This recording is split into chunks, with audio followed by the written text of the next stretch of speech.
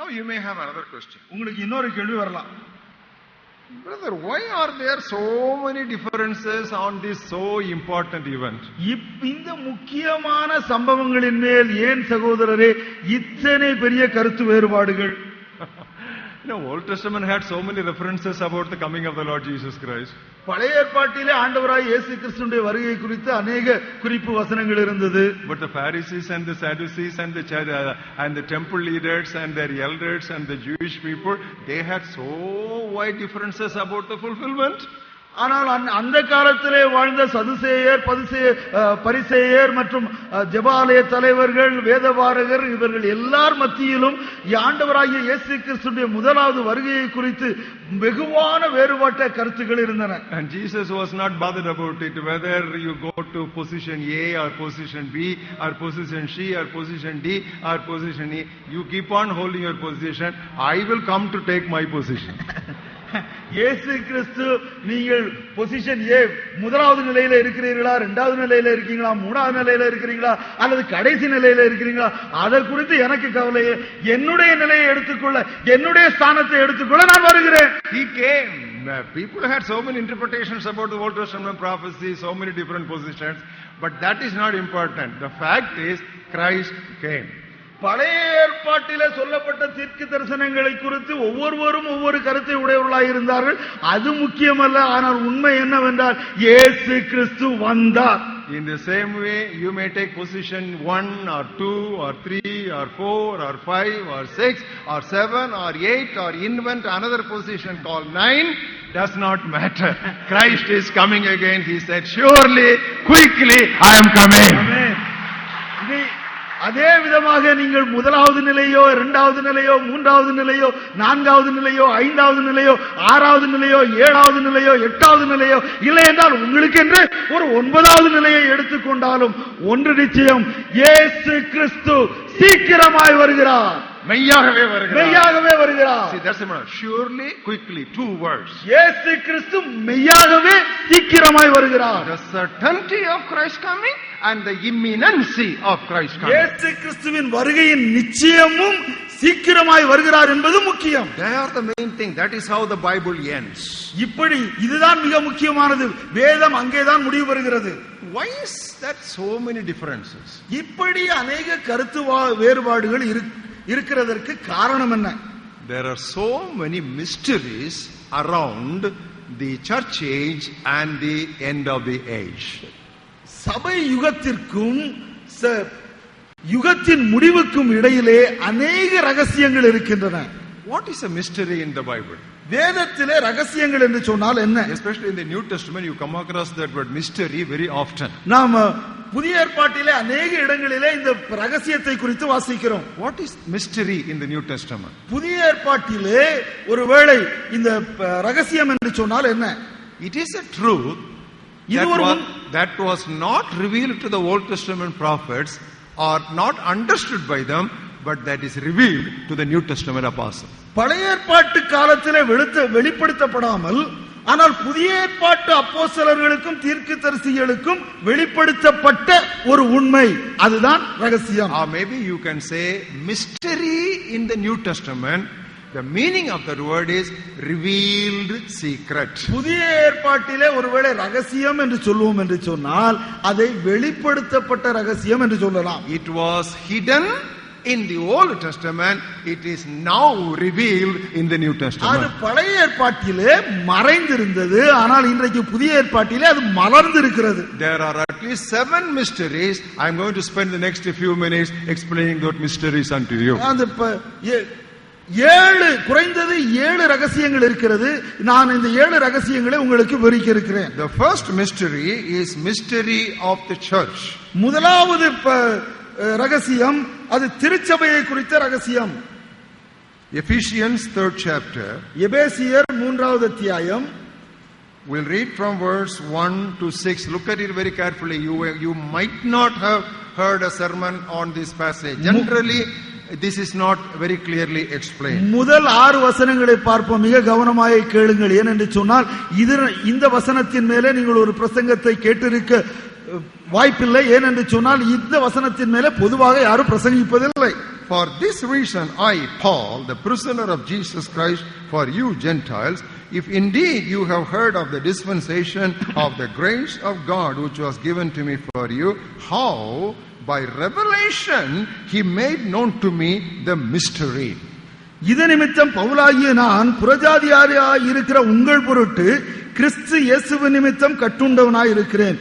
உங்களுக்காக எனக்கு அளிக்கப்பட்டிருக்கிற தெய்வ கிருபைக்குரிய நியமமும் இன்னதென்று கேட்டிருப்பீர்களே. அது என்னவென்றால், புறஜாதிகள் சுவிசேஷத்தினாலே உடன் சுதந்திரருமாய் ஒரே சரீரத்திற்கு உள்ளானவர்களுமாய் கிறிஸ்துவுக்குள் அவர் பண்ணின வாக்குத்தத்தத்துக்கு உடன் பங்காளிகளுமாய் இருக்கிறார்கள் என்கிற இந்த ரகசியத்தை அவர் எனக்கு வெளிப்படுத்தி அறிவித்தார். And the fifth word says, this in other ages was not made to the sons of man, but it has now been revealed by the Spirit to his holy apostles and prophets. இந்த ரகசியம் இப்பொழுது அவருடைய பரிசுத்த அப்போஸ்தலருக்கும் தீர்க்கதரிசிகளுக்கும் ஆவியானவராலே வெளிப்படுத்தப்பட்டிருக்கிறது போல முற்காலங்களிலே மனுபுத்திரருக்கு அறிவிக்கப்படவில்லை. 6வது வசனம். That means the Old Testament prophets, they did not have the revelation of this mystery. இந்த ரகசியத்தை குறித்த வெளிப்பாடு பழைய ஏற்பாட்டு தீர்க்கதரிசிகளுக்கு இல்லை. But that is now revealed to the New Testament apostles and prophets. ஆனால் இன்றைக்கு புதிய ஏற்பாட்டு அப்போஸ்தலர்களுக்கும் தீர்க்கதரிசிகளுக்கும் அது வெளிப்படுத்தப்பட்டிருக்கிறது. What is that? அது என்ன? Gentiles also will become a part of the church. புறஜாதிகளும் சபையின் அங்கமாவார்கள். Now such a thought was not so easily understood or revealed in the old covenant. பழைய ஏற்பாட்டிலே பழைய உடன்படிக்கையிலே அப்படிப்பட்ட ஒரு எண்ணத்தை ஜீரணிப்பது என்பது கூடாது. In the Old Testament, பழைய ஏற்பாட்டிலே if you want the blessings of Abraham and all the covenantal blessings, ஆபிரகாமுடைய ஆசீர்வாதத்தையும் மற்றும் உடன்படிக்கையின் ஆசீர்வாதத்தையும் நீங்கள் பெற்றுக்கொள்ள வேண்டும் என்றால், a Gentile should become a Jew. ஒரு புறவினத்தான் யூதனாக மாற வேண்டும். Unless a Gentile becomes a Jew, he cannot enjoy the covenantal blessing. புறவினத்தான் யூதனாக மாறினால் ஒழிய அந்த உடன்படிக்கையின் ஆசீர்வாதத்தை அவன் அனுபவிக்க முடியாது. Those people are called proselytes. அவர்களைத்தான் யூத மார்க்கம் அமைந்தவர்கள். You would have read that. யூத மார்க்கம் அமைந்தவர்கள். யூத மார்க்கம் அமைந்தவர்கள். Now that is there in Acts 2:10. அதை நாம் அப்போஸ்தலர் நடபடிகளின் புத்தகம் 2வது அத்தியாயம் 10வது வசனத்திலே வாசிக்கிறோம். And you read also that in 13th chapter 43rd verse. 13வது அத்தியாயம் 43வது வசனத்திலும் வாசிக்கிறோம். That is the Jew, the Gentiles must become a Jew. That means they should go through the ordinance of circumcision and whatever formalities are necessary, they should do all that and they will become a Jew. ஒரு அப்படி என்றால் ஒரு புறவினத்தான் யூதர் முறைமையான எல்லா பாரம்பரியங்களையும் பின்பற்றி விருத்த சேதனம் முதலானவைகளை கை கொண்டு அவன் யூதனாக மாற வேண்டும். But what about today? ஆனால் இன்றைக்கு நிலை என்ன? What is the mystery? இன்றைக்கு இருக்கிற ரகசியம் என்ன? A Jew need not become a Gentile. ஒரு யூதன் புறவினத்தானாய் மாற வேண்டிய அவசியம் இல்லை. A Gentile need not become a Jew. ஒரு புறவினத்தானும் யூதனாக மாற வேண்டிய அவசியம் இல்லை. What did the Jews expect? யூதர்கள் எதை எதிர்பார்த்தார்கள்? When Christ comes, இயேசு கிறிஸ்து வருகிற பொழுது, because salvation is of the Jews, ரட்சிப்பு யூதர்கள் மூலமாக இருப்பதினாலே, ரட்சிப்பு யூதர்கள் வழியாய் வருவதால், this Jesus Christ will make all the Gentiles to become Jews.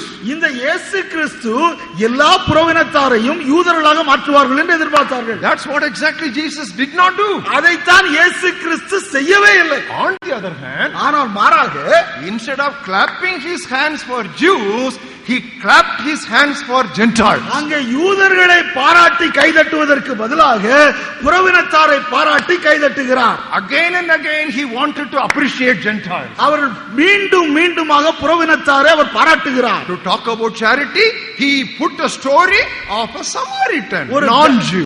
அங்கே ஒரு தர்ம காரியத்தை குறித்து தான தர்மத்தை குறித்து சொல்ல வேண்டும் என்று சொன்னால் அங்கே ஒரு சமாரியனை அங்கே கதாநாயகனாக அறிமுகப்படுத்துகிறார். To talk about faith, he put a non-Jew and said, oh, such a faith I have not seen even in Israel. விசுவாசத்தை குறித்து சொல்ல வேண்டும் என்று சொன்னால் யூதன் அல்லாத ஒருவனை சொல்லி இப்படிப்பட்ட விசுவாசத்தை நான் இஸ்ரவேலிலே பார்க்கவில்லையே என்று சொல்கிறார். And he would say Elisha was not sent to a widow in Israel, but he was sent to one of the widows in Sharima. யூத நாட்டிலே இருக்கிற என்கிற ஒரு விதவையினிடத்தில் அனுப்பப்படவில்லை, ஆனால் சாரிபாத்து விதவையிடத்தில் அனுப்பப்பட்டார். Purposely Jesus was, and repeatedly he was putting that weight of blessing more on the Gentiles. ஆண்டவராகிய இயேசு கிறிஸ்து வேண்டுமென்றே வேண்டுமென்றே வேண்டுமென்றே அந்த புறவினத்தார் மேலே அந்த ஆசீர்வாதங்களை ஊற்றிக்கொண்டே சொரிந்து கொண்டே இருந்தார். The Jew on one side, the Gentile on another side.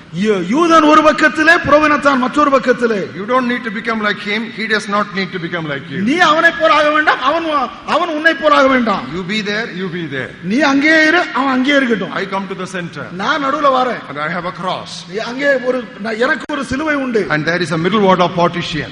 அது அங்கே ஒரு நம்மை பிரிக்கிற நடு சுவர் இருக்கிறது. பிரிவினையாகிய தடுப்பு சுவர் நடுவிலே நின்றது. பிரிவினையாகிய தடுப்பு சுவர் நமக்கு நடுவிலே நின்றது. By the cross I just demolished the whole law. சிலுவையின் மூலமாக அவைகள் எல்லாவற்றையும் நான் நிர்மூலமாக்கி விட்டேன். And I hold both the hands and I just bring them to the cross. நான் என்னுடைய இரண்டு கரங்களையும் நீட்டி இருவரையும் அணைத்துக் கொள்கிறேன். Both the groups I have made peace on the cross of Jesus Christ. இரு குழுக்களையும் ஆண்டவராகிய இயேசு கிறிஸ்து அந்த சிலுவையிலே சமாதானம் பண்ணினார். This is the mystery of the church, that Gentiles are also become members of the body of Christ. This is what a Jew cannot digest. இதுதான் சபையின் ரகசியம். அது என்னவென்று சொன்னால், புறவினத்தானும் தேவனுடைய சரீரமாகிய சபையின் அங்கத்தினனாவான். இதை ஒரு யூதனால் புரிந்து கொள்ள முடியாது, ஏற்றுக்கொள்ள முடியாது, ஜீரணிக்க முடியாது. Romans 16th chapter verses 25 to 27. ரோமர் 16வது அத்தியாயம் 25வது வசனம் முதல் 27வது வசனம் வரை. Colossians 1:26 and 27. கொலோசியர் 1வது அத்தியாயம் 26வது 27வது வசனம். Now comes a practical explanation. இப்பொழுது ஒரு நடைமுறை விளக்கம் வருகிறது. We Indian Christians are highly westernized. இந்திய கிறிஸ்தவர்களாகிய நாம் மேற்கத்திய கிறிஸ்தவர்களை போல இருக்கிறோம். நாம் அதிகமாக மேற்கத்திய கலாச்சாரம் கொண்டவர்கள்.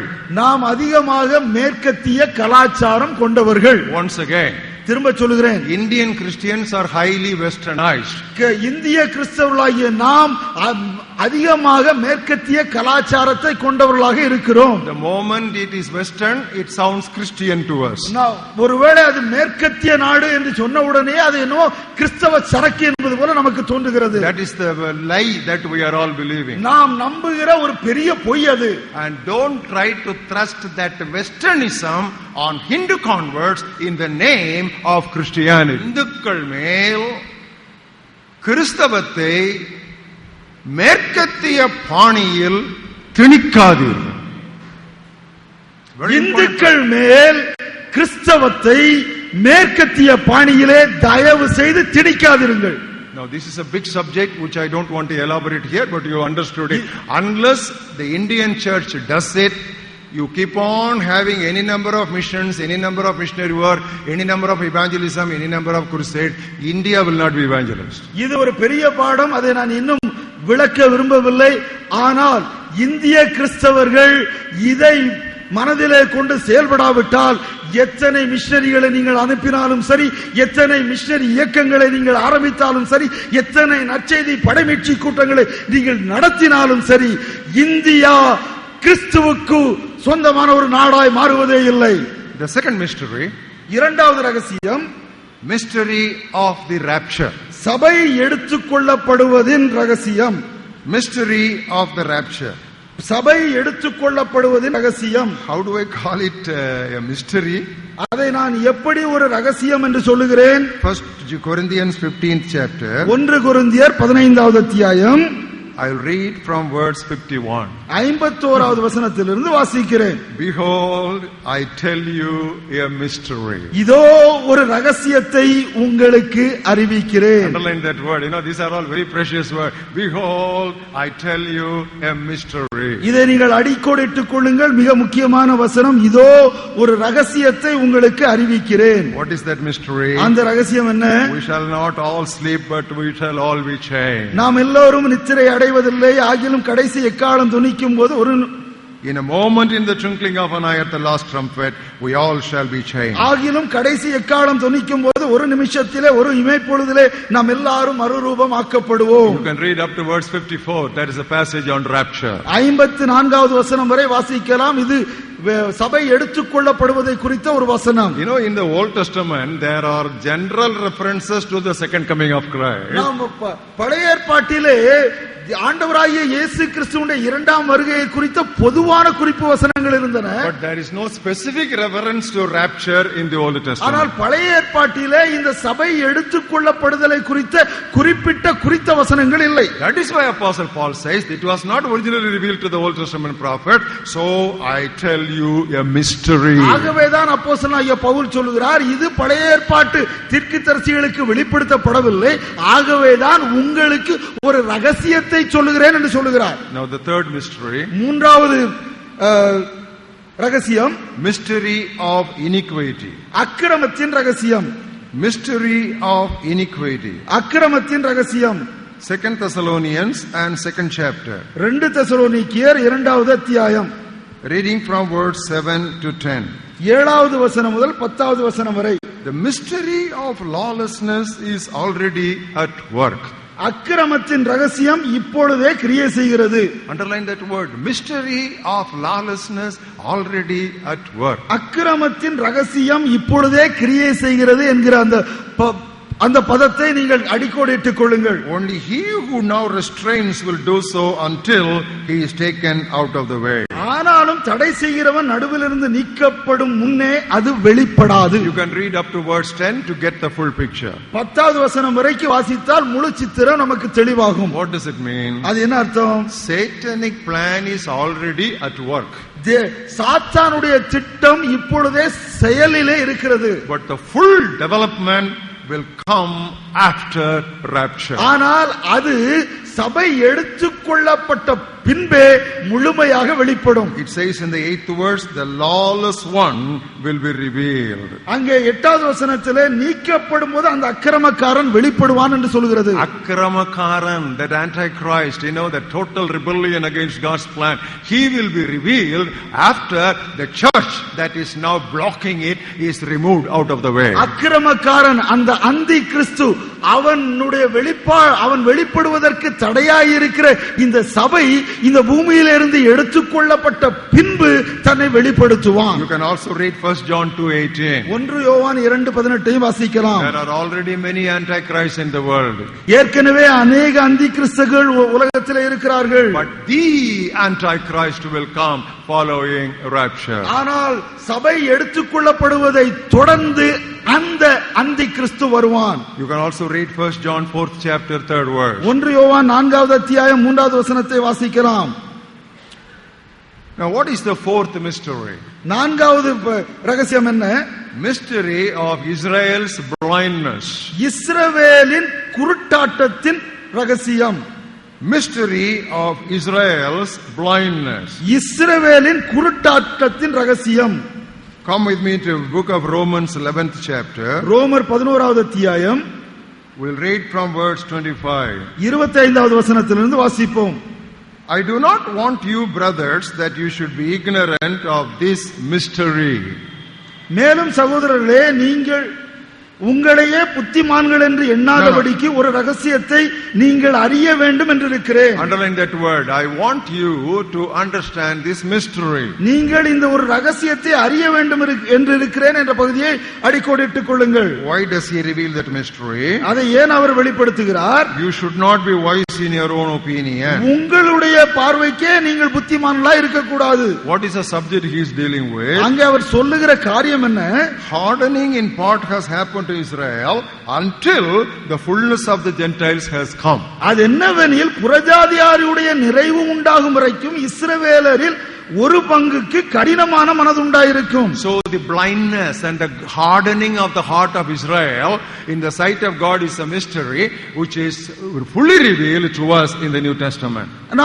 இங்கே நாம் எதை பார்க்கிறோம் என்று சொன்னால், இஸ்ரவேலின் குருட்டாட்டம் இல்லை என்று சொன்னால் அவருடைய மனதின் கடினம் என்பது இங்கே புதிய ஏற்பாட்டிலே நமக்கு முழுவதுமாக வெளிப்படுத்தப்பட்டிருக்கிற ரகசியம். To some extent it was already told in the Old Testament. பழைய ஏற்பாட்டிலே ஓரளவுக்கு அது சொல்லப்பட்டிருந்தது. For example, when God was commissioning Isaiah, after whom shall I send, who will go for us?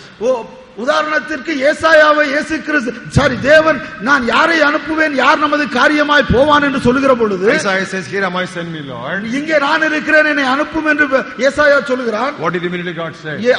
தேவன் என்ன சொன்னார்? Go to a people who have eyes but they cannot see, who have ears but they will not hear, they will harden their hearts. Go to them. கண்ணிருந்தும் காணக்கூடாதவரிடத்திலே, அவர் செவி இருந்தும் கேட்கக்கூடாதவரிடத்திலே போய் என்னை குறித்து சொல், அவருடைய இருதய மனது கடினப்பட்டிருக்கிறது. God even told Isaiah, you go and tell them, but they will not listen to you. நீ அவரிடத்திலே போய் சொல், ஆனால் அவர்கள் அதை ஏற்றுக்கொள்ள மாட்டார்கள் என்று ஏசாயாவுக்கு ஆண்டவர் சொல்லுகிறார். So the blindness and the hardness on the part of Israel was already foreshadowed in the Old Testament. இந்த இஸ்ரவேலருடைய குருட்டாட்டமும் குருட்டுத்தனமும் அவருடைய மனதின் கடினமும் ஏற்கனவே பழைய ஏற்பாட்டிலே சொல்லப்பட்டிருக்கிறது. But what is the mystery that Paul is telling here? இங்கே பவுல் சொல்லுகிற ரகசியம் தான் என்ன?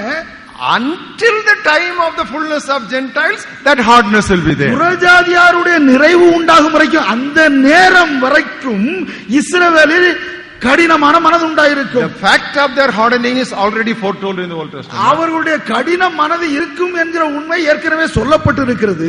But until what time their heart will be hardened and their eyes will be blinded, that is mentioned here, which Paul calls it a mystery. ஆனால் அந்த அவருடைய மனது எதுவரைக்கும் கடினப்பட்டிருக்கும், எதுவரைக்கும் அவர் குருட்டாட்டத்தில் இருப்பார்கள் என்கிற அந்த நேரத்தை குறித்து அந்த ரகசியத்தை பவுல் இங்கே வெளிப்படுத்துகிறார். Some Bible scholars think that until the full number of Gentiles according to God's plan are saved, the blindness will be there on the part of Israel. சில வேத பண்டிதர்கள் இப்படி நம்புகிறார்கள், அதாவது ஆண்டவருடைய திட்டத்தின்படி அவர் எத்தனை புறஜாதியார் சபையிலே சேர்த்துக் கொள்ளப்பட வேண்டும் என்று திட்டமிட்டு இருக்கிறாரோ அந்த திட்டம், அந்த எண்ணிக்கை நிறைவேறும் வரை இஸ்ரவேலருடைய மனது கடினப்பட்டே இருக்கும். Now I have some sympathy towards that interpretation. I believe that interpretation is right. I believe so.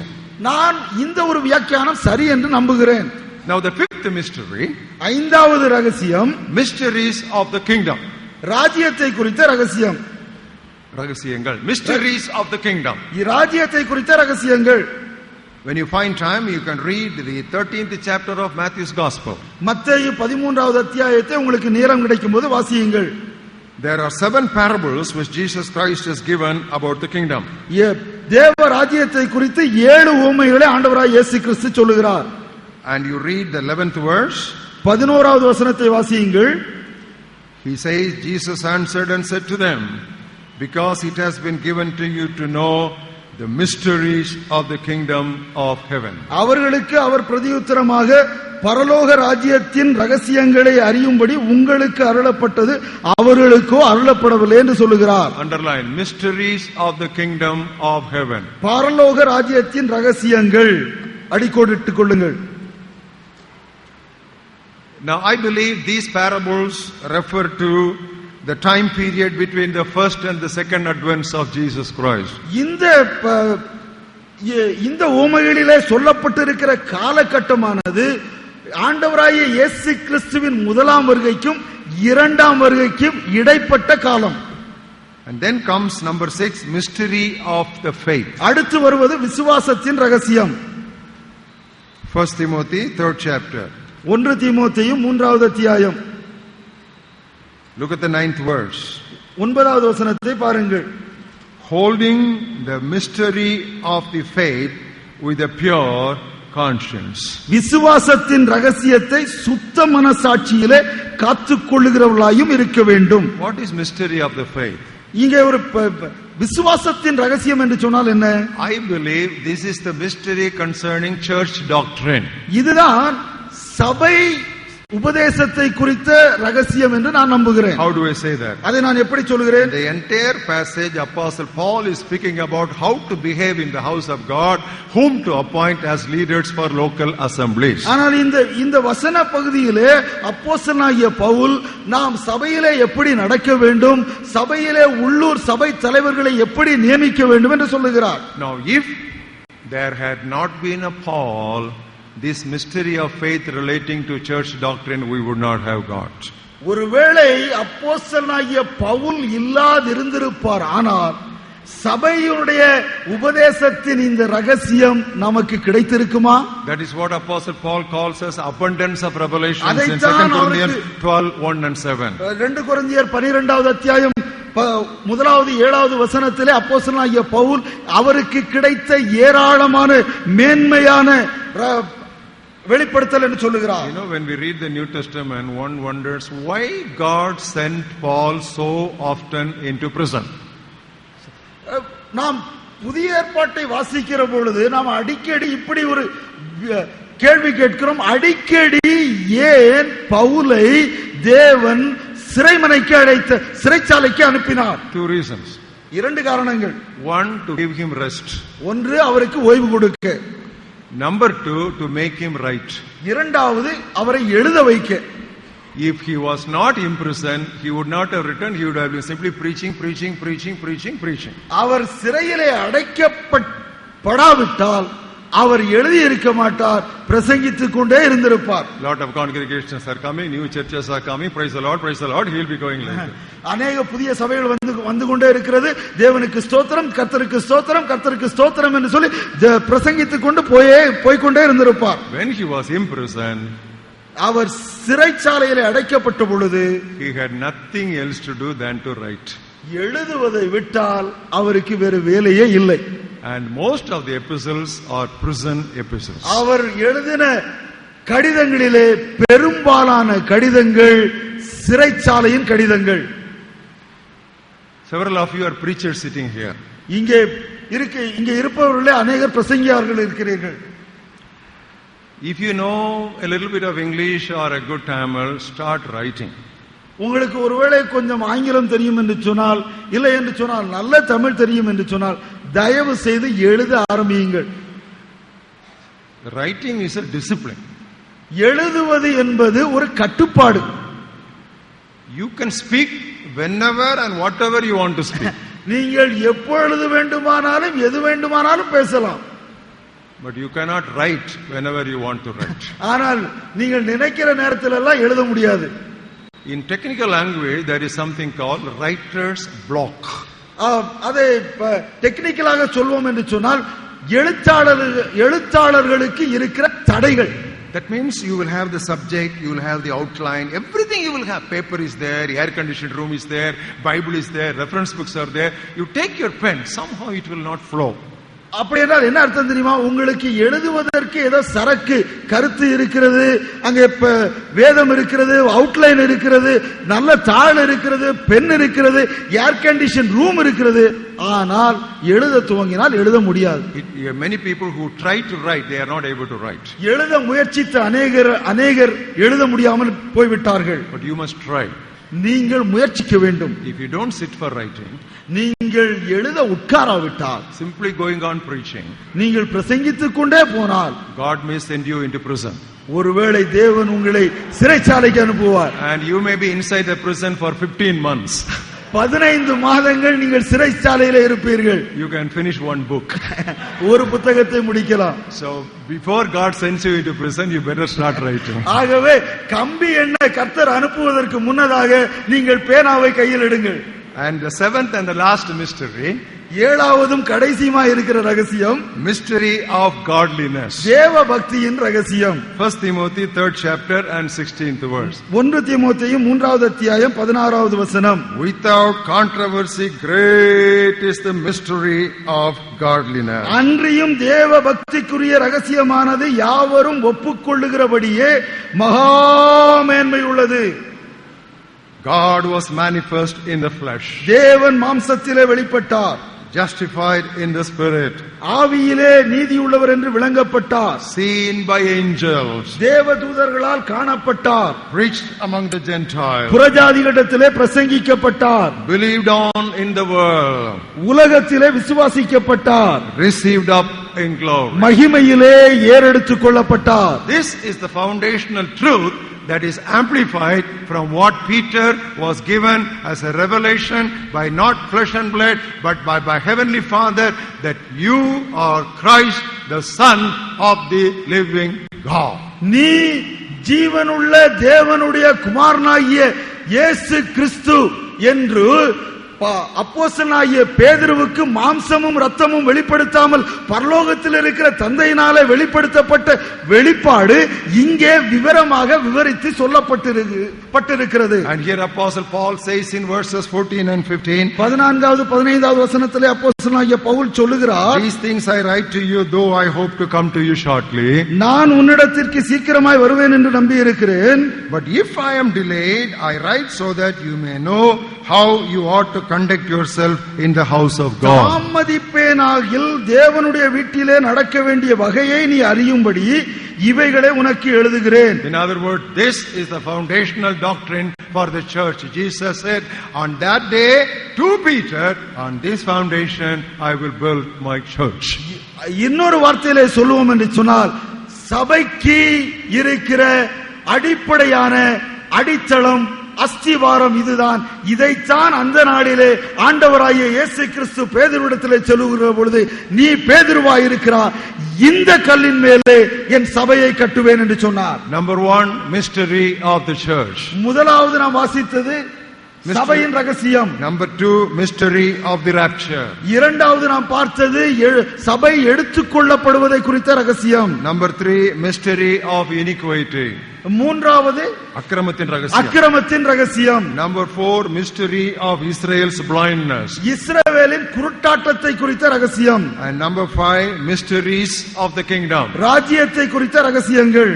Number 6, mystery of the faith. ஆறாவது விசுவாசத்தின் ரகசியம். And number 7, mystery of godliness. ஏழாவது தேவ பக்தியின் ரகசியம். Because so many things associated with the future events are mysteries which have just now been opened up and unfolded before us. Across the various events associated with the last days, there are so many differing opinions. இந்த இரண்டாவது வருகையை குறித்த அநேக காரியங்கள் ரகசியங்களாய் இருக்கிறபடியினாலே இப்பொழுதுதானே அந்த ரகசியம் கொஞ்சம் கொஞ்சமாக வெளியாக்கப்படுகிறதுனாலே இந்த இரண்டாவது வருகையை குறித்து அதற்கு சம்பந்தப்பட்ட சம்பவங்களை குறித்து கிறிஸ்தவத்திலே வெகு வேறுபட்ட கருத்துகள் நிலவுகிறது.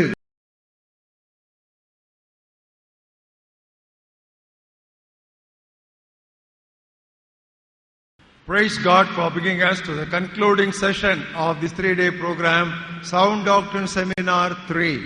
மூன்றாம் ஆரோக்கிய உபதேச கருத்தரங்கின் கடைசி நாளின் கடைசி கூட்டத்திற்கு நம்மை அழைத்து வந்த தேவனுக்கு நன்றி. Praise God for all that He has done among us by way of refreshing us with His presence and re-equipping us with fresh understanding of His word and His ways. தன்னுடைய பிரசன்னத்தினாலும் அவருடைய வார்த்தையை புதிதான விதத்திலே புரிந்து கொள்கிற விதத்திலே நமக்கு அதை கற்றுக் கொடுத்ததற்காகவும் தேவனுக்கு நன்றி செலுத்துகிறேன். Bible prophecy. வேதாகம தீர்க்க தரிசனங்கள். A study of Bible prophecy is incomplete without at least a brief reference to the history of Israel. இஸ்ரவேலினுடைய சரித்திரத்தை குறித்து கொஞ்சமாவது படிக்காமல் இருப்போம் என்று சொன்னால் வேதாகம தீர்க்க தரிசன பாடம் முற்றுப்பெறாது. If you want to have God's present outlook and perspective and His purposes and plans for Israel today, I urge you to read the 9th and the 10th and the 11th chapters of book of Romans. இஸ்ரவேல் தேசத்தை குறித்து ஆண்டவருக்கு இன்றைக்கு இருக்கிற அவருடைய நோக்கத்தையும் அவருடைய திட்டத்தையும் சரியாக புரிந்து கொள்ள வேண்டும் என்று நீங்கள் விரும்புவீர்கள் என்று சொன்னால் ரோமர் 9வது 10வது 11வது அத்தியாயத்தை படிக்க உங்களை நான் ஊக்குவிக்கிறேன். No other passage in the New Testament so vividly explains God's purpose concerning Israel than these 3 chapters of Paul's doctrinal epistle of Romans. வேதாகமத்தில் இருக்கிற வேற எந்த புத்தகமோ வேற எந்த அத்தியாயமோ ரோமர் 9, 10, 11 அப்போஸ்தலனாகிய பவுல் எழுதியிருக்கிற இந்த உபதேச புத்தகத்தை காட்டிலும் இஸ்ரவேலை குறித்த தேவனுடைய திட்டத்தை அவ்வளவு தெளிவாக திட்டமாக கூறவில்லை. do spend time when you get back from here to study these 3 chapters at leisure with good study Bibles and with good reference Bibles and good reliable commentaries. நீங்கள் வீட்டிற்கு சென்ற பின்பு நிதானமாக உட்கார்ந்து நேரம் எடுத்து இதை பைபிள் கமெண்ட்ரி மற்றும் ஒத்துவாக்கிய வேதாகமங்கள் வேத ஆராய்ச்சி நூல்கள் உதவிகளோடு கூட அதை படிக்க முயற்சி செய்யுங்கள். Now I want to briefly tell you what we as New Testament Christians are supposed to know about Israel today. புதிய ஏற்பாட்டு கிறிஸ்தவர்களாகிய நாம் இஸ்ரவேலர் தேசத்தை குறித்து அறிந்து கொள்ள வேண்டியது என்ன? ஓகே, இஸ்ரவேலரை குறித்து அறிந்து கொள்ள வேண்டியது என்ன? Jesus Christ came unto his own. இயேசு கிறிஸ்து அவருக்கு சொந்தமானவர்களிலே வந்தார். In other words, he came to the Jews. அவர்கள் இயேசு கிறிஸ்து யூதர்களிடத்திலே வந்தார். But his own received him not. ஆனால் அவருக்கு சொந்தமானவர்களோ அவரை ஏற்றுக்கொள்ளவில்லை. That's what we read in John 1:11. அதைத்தான் யோவான் 1வது அத்தியாயம் 11வது வசனத்திலே வாசிக்கிறோம். They not only refused to receive him, they rejected him and they finally crucified him. அவரை ஏற்றுக்கொள்ள மறுத்தது மாத்திரமல்ல, அவரை புறக்கணி முடிவாக அவரை சிலுவையிலும் அறைந்தார்கள். That's what we read in Acts 2:22 and 23. அதைத்தான் அப்போஸ்தலர் நடபடிகளின் புத்தகம் 2வது அத்தியாயம் 22வது மற்றும் 23வது வசனங்களிலே வாசிக்கிறோம். Following Pentecost, the apostles first presented the gospel with the blessing of salvation to the Jewish community. பெந்தேகோஸ்தையை தொடர்ந்து இந்த ரட்சிப்பின் செய்தியை அப்போஸ்தலர்கள் யூத இனத்தை சேர்ந்தவர்களுக்கு அறிவித்தார்கள். First of all, they announced that message to the Jewish community. முதலாவதாக அதை யூத இனத்தை சேர்ந்தவர்களுக்கு சொன்னார்கள். But they refused to listen to them. ஆனால் அவர்கள் அதை கேட்க மறுத்தார்கள். And this is what we read in book of Acts 13 chapter verses 46 and 47. அப்போஸ்தலர் 13வது அத்தியாயம் 46வது 47வது வசனத்திலே நாம் அதைத்தான் வாசிக்கிறோம். Paul and Barnabas grew bold and told the Jews it was necessary that the word of God should be spoken to you first. 46 அப்பொழுது பவுலும் பர்னபாவும் தைரியம் கொண்டு அவர்களை நோக்கி முதலாவது உங்களுக்கே தேவ வசனத்தை சொல்ல வேண்டியதா இருந்தது. That is, first it was necessary to preach the word of God to you Jewish people. முதலாவது உங்களுக்கே தேவ வசனத்தை சொல்ல வேண்டியதா இருந்தது, யூதர்களாகிய உங்களுக்கு சொல்ல வேண்டியதா இருந்தது. But because you reject it and judge yourselves unworthy of everlasting life, behold, we turn to the Gentiles. நீங்களோ அதை தள்ளி உங்களை நித்திய ஜீவனுக்கு அபாத்திரராக தீர்த்துக் கொள்கிறபடினாலே இதோ நாங்கள் புறஜாதியாரிடத்திலே போகிறோம். Because the Lord has commanded us, I have set you to be a light to the Gentiles, that you should be for salvation to the ends of the earth. நீர் பூமியின் கடைசி பரியந்தமும் ரட்சிப்பாய் இருக்கும்படி உம்மை ஜாதிகளுக்கு முன்பாக ஒளியாக வைத்தேன் என்கிற வேத வாக்கியத்தின்படி கர்த்தர் எங்களுக்கு கட்டளையிட்டு இருக்கிறபடினாலே இப்படி செய்கிறோம் என்றார்கள். That doesn't mean that the Jewish people are irreligious people. இப்படி சொல்வதனாலே அவர்கள் மத வைராகியமற்றவர்களா இல்லை என்று சொன்னால் எந்த விதமான மார்க்கத்திலும் ஆர்வமற்றவர்கள் என்று அர்த்தம் இல்லை. That does not mean that they became ungodly people. அவர்கள் தேவனற்றவர்களாய் ஆனார்கள் என்று அர்த்தம் அல்ல. But they had a wrong zeal. That zeal was not according to true knowledge. ஆனால் அவர்களுக்கு ஒரு தவறான வைராக்கியம் இருந்தது. அந்த வைராக்கியம் உண்மையான சத்தியத்திற்கு ஏற்றதாய் இருக்கவில்லை. That is what Paul is lamenting over in Romans 10th chapter first 3 verses. அதைத்தான் ரோமர் 10வது அத்தியாயத்தின் முதல் 3 வசனங்களிலே பவுல் புலம்புகிறார். Nevertheless, இருந்தாலும் some Jews always believe. ஆனாலும் சில யூதர்கள் விசுவாசித்தார்கள். For example, in Acts 2:36 and 37, a few thousands of Jews, they believed the word preached by Apostle Peter. அப்போஸ்தலர் 2வது அத்தியாயம் 36வது 37வது வசனத்திலே சில ஆயிரங்கள் அப்போஸ்தலனாகிய பேதுரு கூறின அந்த நற்செய்தியை விசுவாசித்தார்கள். And in the 13th chapter, the assembly was divided. The Jews were divided. That means some Jews believed, some Jews did not believe. 13வது அத்தியாயத்திலே அங்கே யூதர்கள் இரண்டாக பிரிந்தார்கள். சில யூதர்கள் விசுவாசித்தார்கள், சில யூதர்கள் விசுவாசிக்கவில்லை. The same is true until today. இன்றைக்கு வரைக்கும் நிலைமை அப்படித்தான் இருக்கிறது. Book of Romans 11th chapter verses 4 and 5. ரோமர் 11வது அத்தியாயம் அத்தியாயம் 4வது 5வது வசனங்கள். What does the divine response say to him? I have reserved for myself 7,000 men who have not bowed the knee to Baal. அவனுக்கு உண்டான தேவ உத்தரவு என்ன? பாகாலுக்கு முன்பாக முழங்காற்படியிடாத 7,000 பேரை எனக்காக மீதியாக வைத்தேன் என்பதே. Even so then, at this present time, Paul is saying, at this present time, there is a remnant according to the election of grace. அப்படி போல இக்காலத்திலேயும் குறித்து வைத்துக் கொள்ளுங்கள், இக்காலத்திலேயும் கிருபையினாலே உண்டாகும் தெரிந்து கொள்ளுதலின்படி ஒரு பங்கு மீதியாய் இருக்கிறது. So there is always a small group which is still believing and accepting Jesus as the Messiah. அங்கே இப்பொழுதும் மீதியாய் இருக்கிற ஒரு சிறிய கூட்டம் இருக்கிறது. அது இயேசு கிறிஸ்துவை இன்னும் மேசியா இரட்சகர் என்று ஏற்றுக்கொள்கிறது. But we read in Romans 11th chapter 26th verse, the beginning of that verse. ஆனால் 11வது அத்தியாயம் 26வது வசனத்திலே நாம் இப்படி வாசிக்கிறோம், all Israel will be saved.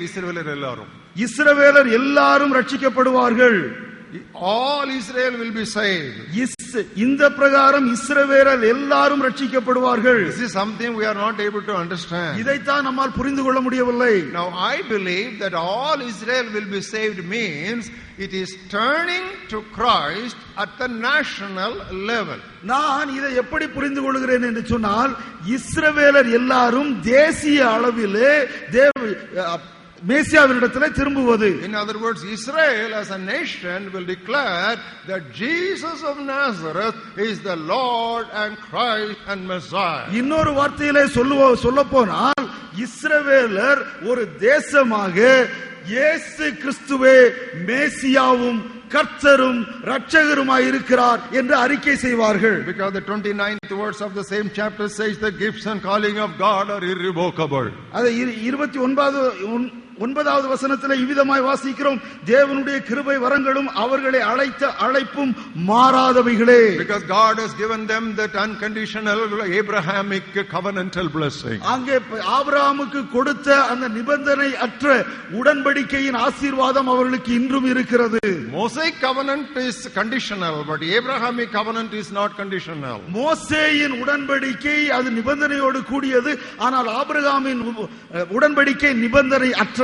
And these people of Israel, they are covered by the Abrahamic covenant. ஆனால் இந்த இஸ்ரவேலரோ இந்த ஆபிரகாமின் உடன்படிக்கைக்கு கீழ்ப்பட்டவர்கள். This we do not understand. இதை நாம் புரிந்து கொள்ள முடியாது. That is why finally Paul lifts up both his hands in exclamation. He said in verse 33, oh, the depth of the riches, both of the wisdom and the knowledge of God, how unsearchable are his judgment and his ways past finding out. ஆகவேதான் பவுல் 33வது வசனத்திலே தன்னுடைய கைகளை மேலே மேலே உயர்த்தி விதமாய் சொல்கிறார், ஆம், தேவனுடைய ஐஸ்வர்யம், ஞானம், அறிவு என்பவைகளின் ஆழம் எவ்வளவாய் இருக்கிறது. அவருடைய நியாய தீர்ப்புகள் அளவிடப்படாதவைகள், அவருடைய வழிகள் ஆராயப்படாதவைகள். It is a mystery which cannot fully be understood. நாம் புரிந்து கொள்ள முடியாத அளவிற்கு அது ஒரு ரகசியமாய் இருக்கிறது. But the return of the Jewish people from all over the world to the land of Israel has already begun. உலகம் எங்கும் இருந்து யூத மக்கள் இந்த இஸ்ரவேல் தேசத்திற்கு திரும்ப வருவது ஏற்கனவே துவங்கிவிட்டது. But the people of Israel turning to Christ at the national level has not yet happened. ஆனால் தேசிய அளவிலே இஸ்ரவேலர் இயேசு கிறிஸ்துவிடத்திலே திரும்புவது இன்னும் நடக்கவில்லை. In the year 1948, on the 15th of May, the United Nations recognized the state of Israel as an official state. மே 15 1948 ஐக்கிய நாடுகள் சபை இஸ்ரவேலை ஒரு தேசமாக அங்கீகாரம் செய்தது. That was the rebirth day for Israel. Israel was reborn as a state, acceptable state. அந்த நாளிலே தான் இஸ்ரவேல் திரும்பவும் ஒரு தேசமாக பிறந்தது. Now what is our responsibility towards these people of Israel? இஸ்ரவேல் ஜனரை குறித்து நமது பொறுப்பு என்ன? We must have a burden and passion for the salvation of Israel. இஸ்ரவேலின் ரட்சிப்புக்காக நமக்கு ஒரு தாகமும் பாரமும் கரிசனையும் இருக்க வேண்டும். What burden Moses had, we must imbibe. மோசேக்கு இருந்த அதே பாரம் நமக்கும் இருக்க வேண்டும். Oh Lord, either you forgive these people or you forget me. Blot out my name from the book in which you have written my name. இந்த மக்களை நீர் மன்னியும், இல்லை என்றால் என்னை மறந்துவிடும், என் பெயரை அழித்துவிடும். So that kind of burden we should have for the people of Israel. இஸ்ரவேல் மக்களுக்காக அதே விதமான பாரம் நம்மிலே இருக்க வேண்டும். Jesus looked yonder and looked at the city of Jerusalem, and the Bible says, looking over the city, Jesus wept for Jerusalem. இயேசு எருசலேமை அண்ணாந்து பார்த்து எருசலேமுக்காக கண்ணீர் விட்டார் என்று வேதம் சொல்லுகிறது. That kind of burden should also grip our heart. அதே விதமான பாரம் நம்முடைய இருதயத்தை கவிப்பிடிக்க வேண்டும். Go to Paul. What would Paul say? பவுலிடத்திலே சென்றால் அவன் என்ன சொல்லுவான்? Brothers, I am not telling a lie, I am telling a truth. My conscience bearing witness with the Holy Spirit. நான் பொய்யை சொல்லவில்லை, நான் உண்மையை சொல்கிறேன். என் மனசாட்சி என்னோடு கூட சாட்சியிடுகிறது. I have a continuous sorrow and I have a great burden for the salvation of Israel. இஸ்ரவேல் ஜனங்களுக்காக எனக்கு ஒரு இடைவிடாத மனவேதனையும் பாரமும் இருக்கிறது என்று சொல்லுவான். I want Israel to be saved. They have a zeal, but that zeal is without knowledge. இந்த இஸ்ரவேலர் ரட்சிக்கப்பட வேண்டும், அது என்னுடைய கரிசனையாய் இருக்கிறது. அவர்களுக்கு வைராக்கியம் இருக்கிறது, ஆனால் அது சரியான வைராக்கியம் அல்ல. That's what the Bible says in Psalm 122 from verse 6 to 8. Pray for the peace of Israel. Let those who pray for you and seek for your blessing, let them become prosperous. சங்கீதம் 122 6 முதல் 8வது வசனத்திலே இவ்விதமாய் சொல்கிறது, இஸ்ரவேலின் எருசலேமின் சமாதானத்திற்காக நீங்கள் ஜெபியுங்கள், எருசலேமின் சமாதானத்திற்காக ஜெபிக்கிறவர்களுக்கு ஆசீர்வாதம் உண்டு. அவர்கள் சுகித்திருப்பார்களாக. So God has a great plan for his people because he always remembered the promise that he made to Abraham and to Isaac and to Jacob, because the calling and gifts of God are irrevocable. ஆண்டவருக்கு இந்த மக்கள் மீது ஒரு பெரிய பாரமும் கரிசனையும் உண்டு. ஏனென்று சொன்னால், அவர் ஆபிரகாமுக்கு கொடுத்த அந்த உடன்படிக்கையை, ஈசாக்குக்கு கொடுத்த அந்த உடன்படிக்கையை, யாக்கோபுக்கு கொடுத்த அந்த உடன்படிக்கையை அவர் நினைத்துக் கொண்டே இருக்கிறார். அவருடைய ஐஸ்வரியத்தின் அறிவின் ஐஸ்வரியத்தின் ஆழத்திற்கு அளவே இல்லை. But we should not become over occupied with the matters of Israel. ஆனால் இஸ்ரவேலரை குறித்த காரியங்களிலே நாம் அதிகமாக முழுகி போகக்கூடாது. அளவுக்கு மீறி ஆர்வம் காட்டக்கூடாது. அளவுக்கு மீறி அதிலே நாம் ஆர்வம் காட்டக்கூடாது. Because God's main focus today is not Israel. God's main focus today is the church. தேவனுடைய முக்கிய நோக்கம் இஸ்ரவேலர் அல்ல, ஆனால் சபை. How do I say that? அதை நான் எப்படி சொல்லுகிறேன்? Turn with me to the book of Ephesians and look at the 5th chapter. எபேசியர் 5வது அத்தியாயம். We'll read from verses 25 to 27. 25வது வசனம் முதல் 27வது வசனம் வரை. Husbands, love your wife as Christ also loved the church and gave himself for it, that he might sanctify and cleanse it with the washing of water by the word, that he might present it to himself a glorious church, not having spot or wrinkle or any such thing, but that it should be holy and without blemish. புருஷர்களே, உங்கள் மனைவிகளிலே அன்பு கூறுங்கள், அப்படியே கிறிஸ்துவும் சபையிலே அன்பு கூர்ந்து தாம் அதை திருவசனத்தை கொண்டு தண்ணீர் முழுக்கினாலே சுத்திகரித்து பரிசுத்தமாக்குகிறதற்கும் கரை திரை முதலானவைகள் ஒன்றுமில்லாமல் பரிசுத்தமும் பிழையற்றதுமான மகிமையுள்ள சபையாக அதை தமக்கு முன்னே நிறுத்திக் கொள்வதற்கும் தம்மை தாமே அதற்காக ஒப்பு கொடுத்தார். Jesus Christ is very concerned to keep the church without blemish and present it before him at his return a glorious church. இயேசு கிறிஸ்து சபையை கரை திரை இல்லாமல் பாதுகாத்து அதை மகிமையுள்ள சபையாக தமக்கு முன்பாக நிறுத்துவதிலே அக்கறை உள்ளவராக இருந்தார். What about pilgrimage to Israel? இஸ்ரவேல் தேசத்திற்கு புனித பயணம் செல்வதை குறித்து என்ன? We thank our Tamil Nadu Chief Minister Ms. Jayalalitha for her offer of giving subsidy for those who want to go to the land of Israel. இஸ்ரவேல் தேசத்திற்கு புனித பயணம் செய்ய விரும்புகிறவர்களுக்கு உதவித்தொகை வாக்களித்திருக்கிற நம்முடைய தமிழக முதல்வர் செல்வி ஜெயலலிதாவுக்கு நான் ஜெயலலிதாவுக்காக தேவனுக்கு நன்றி செலுத்துகிறேன். But that is not necessary. அது அவசியமில்லை. You don't need to have a pilgrimage to Israel. If you want to have a background of Israel, buy a Bible commentary, a Bible dictionary, read it. Reading the Bible dictionary once is equivalent to visiting the Holy Land 100 times. நீங்கள் இந்த புனித நாட்டிற்கு புனித பயணம் செய்ய வேண்டிய அவசியம் இல்லை. ஒரு பைபிள் டிக்ஷனரியை வாங்கி அதை ஒரு முறை முற்றிலுமாக நீங்கள் வாசித்து முடித்தால் நீங்கள் இஸ்ரவேல் தேசத்திற்கு ஒரு முறை பயணம் சென்றதற்கு சமமாகும். I thank God for our preachers and our evangelists who are regularly arranging tours to Israel. இஸ்ரவேல் தேசத்திற்கு புனித பயணம் ஏற்பாடு செய்கிற பிரசங்கிமார்களுக்கு ஆக தேவனுக்கு நான் நன்றி செலுத்துகிறேன். Now it is not a must to go to Israel. நாம் கண்டிப்பாக இஸ்ரவேல் தேசத்திற்கு போயே ஆக வேண்டும் என்கிற கட்டாயம் இல்லை. It is not necessary that you should be baptized in Jordan. யோர்தான் நதியிலே நாம் ஞானஸ்நானம் பெற வேண்டும் என்பது அவசியம் இல்லை. If necessary you can be baptized in Kuvam river also.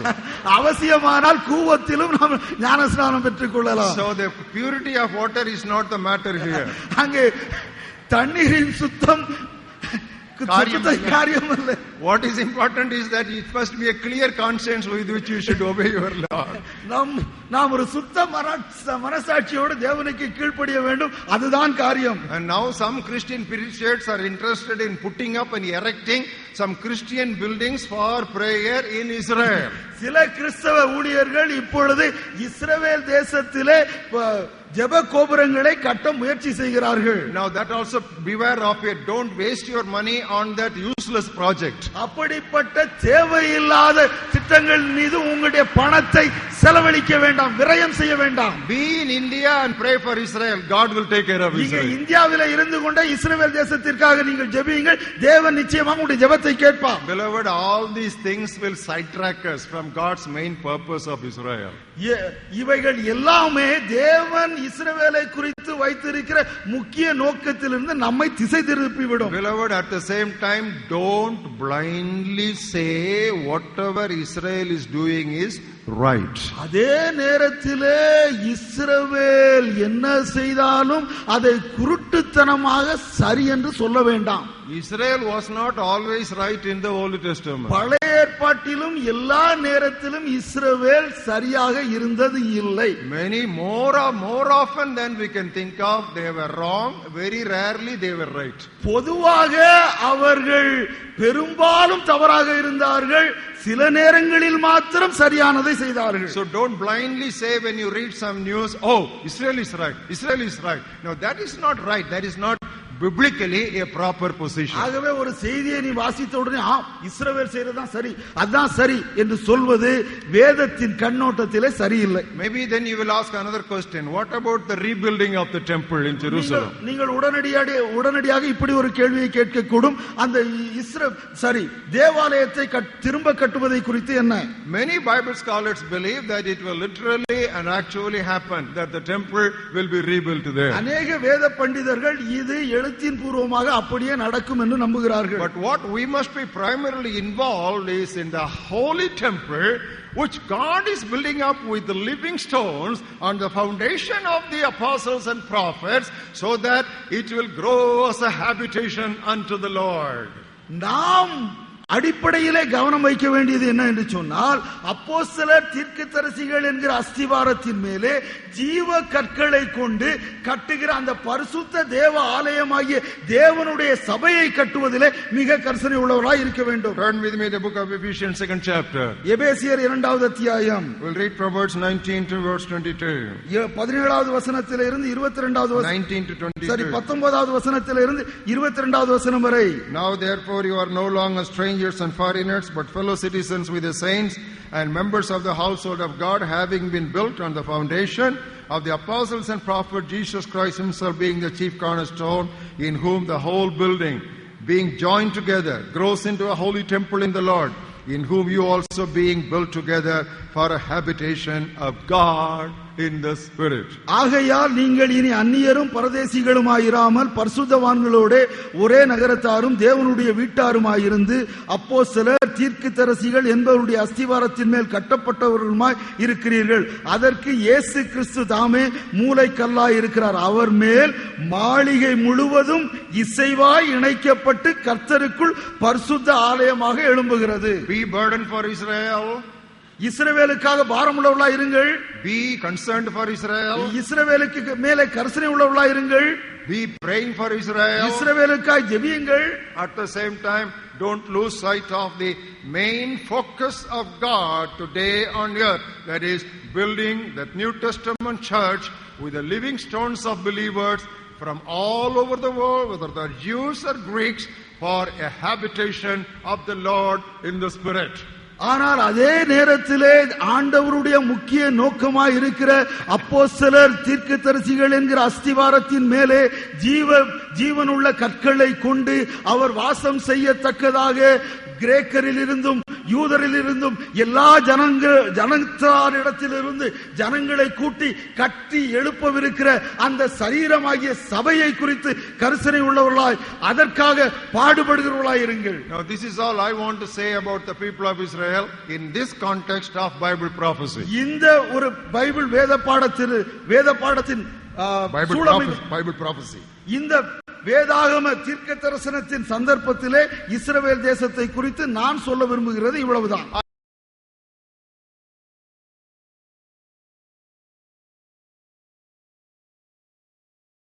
I told you in the previous class that there are several events and then 1, 2, 3, 4, 5, 6. We put them in one particular order. நாம் முந்தின வகுப்பிலே நான் உங்களுக்கு சொன்னேன் அங்கே अनेक சம்பவங்கள் நடைபெறுகின்றன. அந்த சம்பவங்களை வரிசை கிரமமாக நாம் அடிக்கிறோம். And one thing we must remember. அதிலே ஒரு காரியத்தை நாம் நினைவிலே வைத்துக் கொள்ள வேண்டும். We believe according to our understanding this is how things would happen.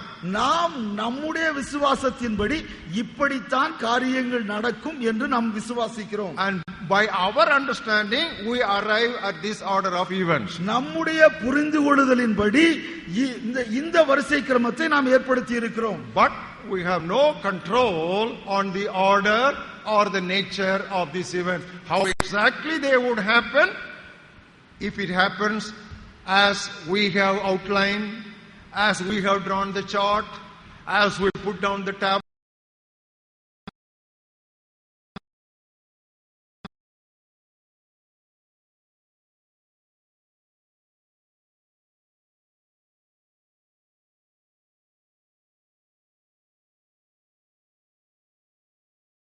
சொன்ன அந்த வரைபடத்தின்படியோ இல்லை என்று சொன்னால் நாம் அடுக்கி வைத்த அந்த கால கிரமத்தின்படியோ காரியம் நடக்கிறதோ நடக்கவில்லையோ வேறு விதத்தில் நடந்தாலும் நடக்காவிட்டாலும் முக்கியமானது எது என்று சொன்னால் அவருடைய வருகைக்கு நாம் ஆயத்தமாக இருக்க வேண்டும். We have put 1, 2, 3, 4, 5, 6, 7. Maybe 2 will become 3 or 3 will become 2. Maybe 5 will become 4 or 4 will become 5. That is not very important.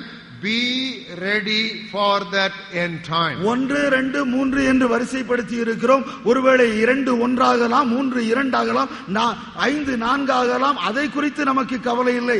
ஆனால் அவருடைய வருகைக்கு நாம் ஆயத்தமாக இருக்க வேண்டும். So my concluding talk is now titled as Second Coming and Practical Christian Life.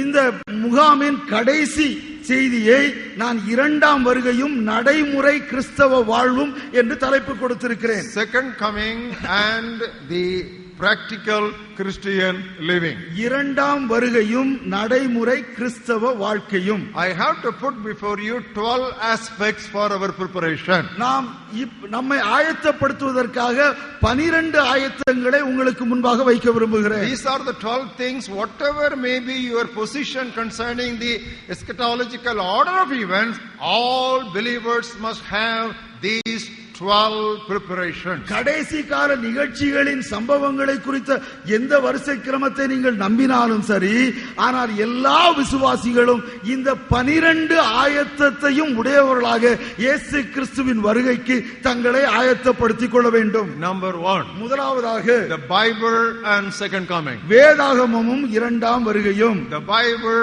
and second coming. வேதாகமமும் இரண்டாம் வருகையும். Turn with me to 2 Peter, first chapter. 2 பேதுரு முதலாவது அத்தியாயத்திற்கு என்னோடு கூட வாருங்கள். I will read to you the 19th verse. நான் 19வது வசனத்தை உங்களுக்கு வாசிக்கிறேன். We also have the prophetic word made more sure, which you do well as a light that shines in a dark place until the day dawns and the morning star rises in your hearts. அதிக உறுதியான தீர்க்க தரிசன வசனமும் நமக்கு உண்டு. பொழுது விடிந்து விடிவள்ளி உங்கள் இருதயங்களிலே உதிக்கும் அளவும் இருளுள்ள ஸ்தலத்திலே பிரகாசிக்கிற விளக்கை போன்ற அவ்வசனத்தை கவனித்திருப்பது நலமாயிருக்கும். So we are living in this world of darkness. Suddenly the bright and morning star is going to appear. Until then, the only light we have is the Bible, the word of God. நாம் இருள் நிறைந்த இந்த உலகத்திலே வாழ்ந்து கொண்டிருக்கிறோம். ஆனால் திடீரென்று அந்த விடிவெள்ளியின் பிரகாசம் நம் மீது விழும். அது வரைக்கும் நமக்கு இருக்கிற ஒரே ஒரு விளக்கு இந்த தீர்க்க தரிசன வசனம் தான். Only by that word, only by that scripture, only by that Bible we can be washed to be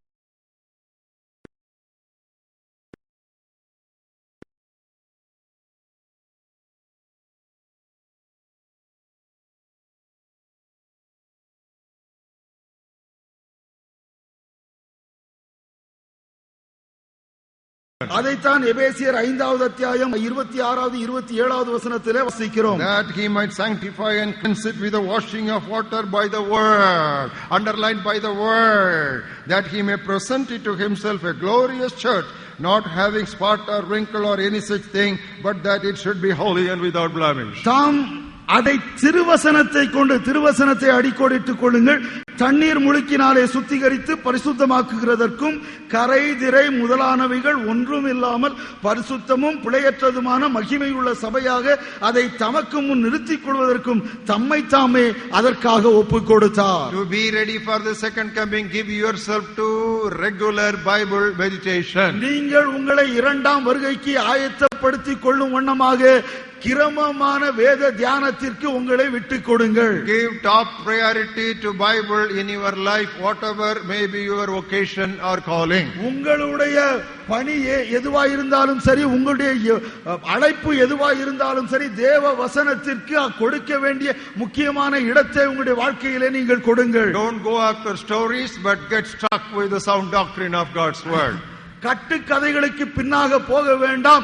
தேவனுடைய ஆரோக்கியமான உபதேசத்திலே நிலைத்திருங்கள். Number 2, இரண்டாவது repentance and second coming. மனம் திரும்புதலும் இரண்டாம் வருகையும். Repentance and second coming. மனம் திரும்புதலும் இரண்டாம் வருகையும். We turn to the sermon of Peter on the day of Pentecost. Pentecost நாளிலே பேதுரு கொடுத்த அந்த பிரசங்கத்தை பார்ப்போம். We'll read from verses 19 to 21. 19வது No, I வசனம். am very sorry. Acts 3rd chapter verses 19 to 21. அப்போஸ்தலர் 3வது அத்தியாயம் 19வது வசனம் முதல் 21வது வசனம் வரை. These are also the words of Peter the apostle.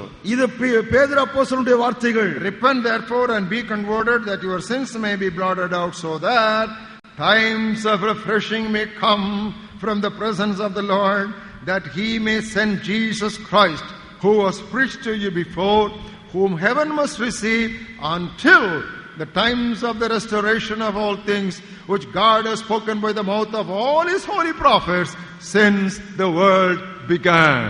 ஆனபடியினாலே கர்த்தருடைய சன்னிதானத்திலிருந்து இளைப்பாறுதல் காலங்கள் வரும்படிக்கு முன்னே குறிக்கப்பட்ட இயேசு கிறிஸ்துவை அவர் உங்களிடத்தில் அனுப்பும்படிக்கும் உங்கள் பாவங்கள் நிவர்த்தி செய்யப்படும் பொருட்டும் நீங்கள் மனம் திரும்பி குணப்படுங்கள். உலக தோற்றம் முதல் தேவன் தம்முடைய பரிசுத்த தீர்க்கதரிசிகள் எல்லாருடைய வாக்கினாலும் உரைத்தவைகள் எல்லாம் நிறைவேறி தீரும் காலங்கள் வருமளவும் பரலோகம் அவரை ஏற்றுக்கொள்ள வேண்டும். So beautifully Apostle Peter summarizes all that was told by way of the promise of restoration from the time of creation to the return of the Lord Jesus Christ. And he said, in the meanwhile, what you must be doing is keep on repenting and keep on getting converted so that the times of refreshing may come from God's presence. அப்போஸ்தலனாகிய பேதுரு மிகவும் தெளிவாக அழகாக இந்த உலகம் உண்டானது முதல் ஆண்டவருடைய திரும்ப வருகிற அந்த இரண்டாம் வருகை வரைக்கும் நாம் எதை எப்படி செய்ய வேண்டும் என்று அவர் மிக சுருக்கமாக அழகாக சித்தரித்து சொல்லி அது அந்த நாள் வரைக்கும் நாம் மனம் திரும்பிக் கொண்டே இருக்க வேண்டும் என்று சொல்லுகிறார். Turn with me to the words of Paul in Acts of the Apostles 17th chapter verses 30 and 31. 17வது அத்தியாயத்திலே பவுல் அப்போஸ்தலனுடைய வார்த்தைகளுக்கு வருவோம். 30வது மற்றும் 31வது வசனங்கள். Truly these times of ignorance God overlooked, but now commands all men everywhere to repent. அறியாமையுள்ள காலங்களை தேவன் காணாதவர் போல இருந்தார், இப்பொழுதோ மனம் திரும்ப வேண்டும் என்று எங்கும் உள்ள மனுஷர் எல்லாருக்கும் கட்டளையிடுகிறார். Because he has appointed a day on which he will judge the world in righteousness by the man whom he has ordained. மேலும் ஒரு நாளை குறித்திருக்கிறார், அதிலே அவர் தாம் நியமித்த மனுஷனை கொண்டு பூலோகத்தை நீதியாய் நியாயம் தீர்ப்பார். Second coming and repentance. இரண்டாம் வருகையும் மனம் திரும்புதலும். Repentance is not an once for all act. இந்த மனம் திரும்புதல் என்பது ஒரு நாளிலே முடிந்து விடுகிற ஒரு செயல் அல்ல. For a genuine sincere Christian, repentance should be an ongoing experience. ஒரு உண்மையான கிறிஸ்தவனுக்கு இந்த மனம் திரும்புதல் என்பது அவனுடைய வாழ்க்கையிலே தொடர்ந்தேர்ச்சியாய் நடந்து கொண்டிருக்க வேண்டிய ஒரு காரியம். Having repented of the sins of commission, he should start repenting of the sins of omission. நான் செய்யக்கூடாததை செய்த பாவங்களுக்காக மனம் திரும்பினதிலிருந்து இப்பொழுது செய்ய வேண்டியதை செய்யாமல் விட்டிருக்கிற அந்த பாவத்திலிருந்து மனம் திரும்ப வேண்டும். No boasting or no heritage that we have got Abraham as our father. God is able to make stones and into the children for Abraham. நாம் ஆபிரகாம் என்னுடைய பிதா, நான் அவனுடைய பிள்ளை என்று சொல்லி நாம் பெருமை பாராட்ட எந்த வழியும் இல்லை. ஏனென்று சொன்னால் கற்களில் இருந்து ஆபிரகாமுக்கு தேவன் பிள்ளைகளை உண்டாக்க கூடும். Bible and second coming. வேதாகமும் இரண்டாம் வருகையும். Repentance and second coming. மனம் திரும்புதலும் இரண்டாம் வருகையும்.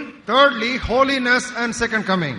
மூன்றாவதாக பரிசுத்தமும் இரண்டாம் வருகையும். Holiness and second coming. பரிசுத்தமும் இரண்டாம் வருகையும். 1 John 3rd chapter verses 2 and 3.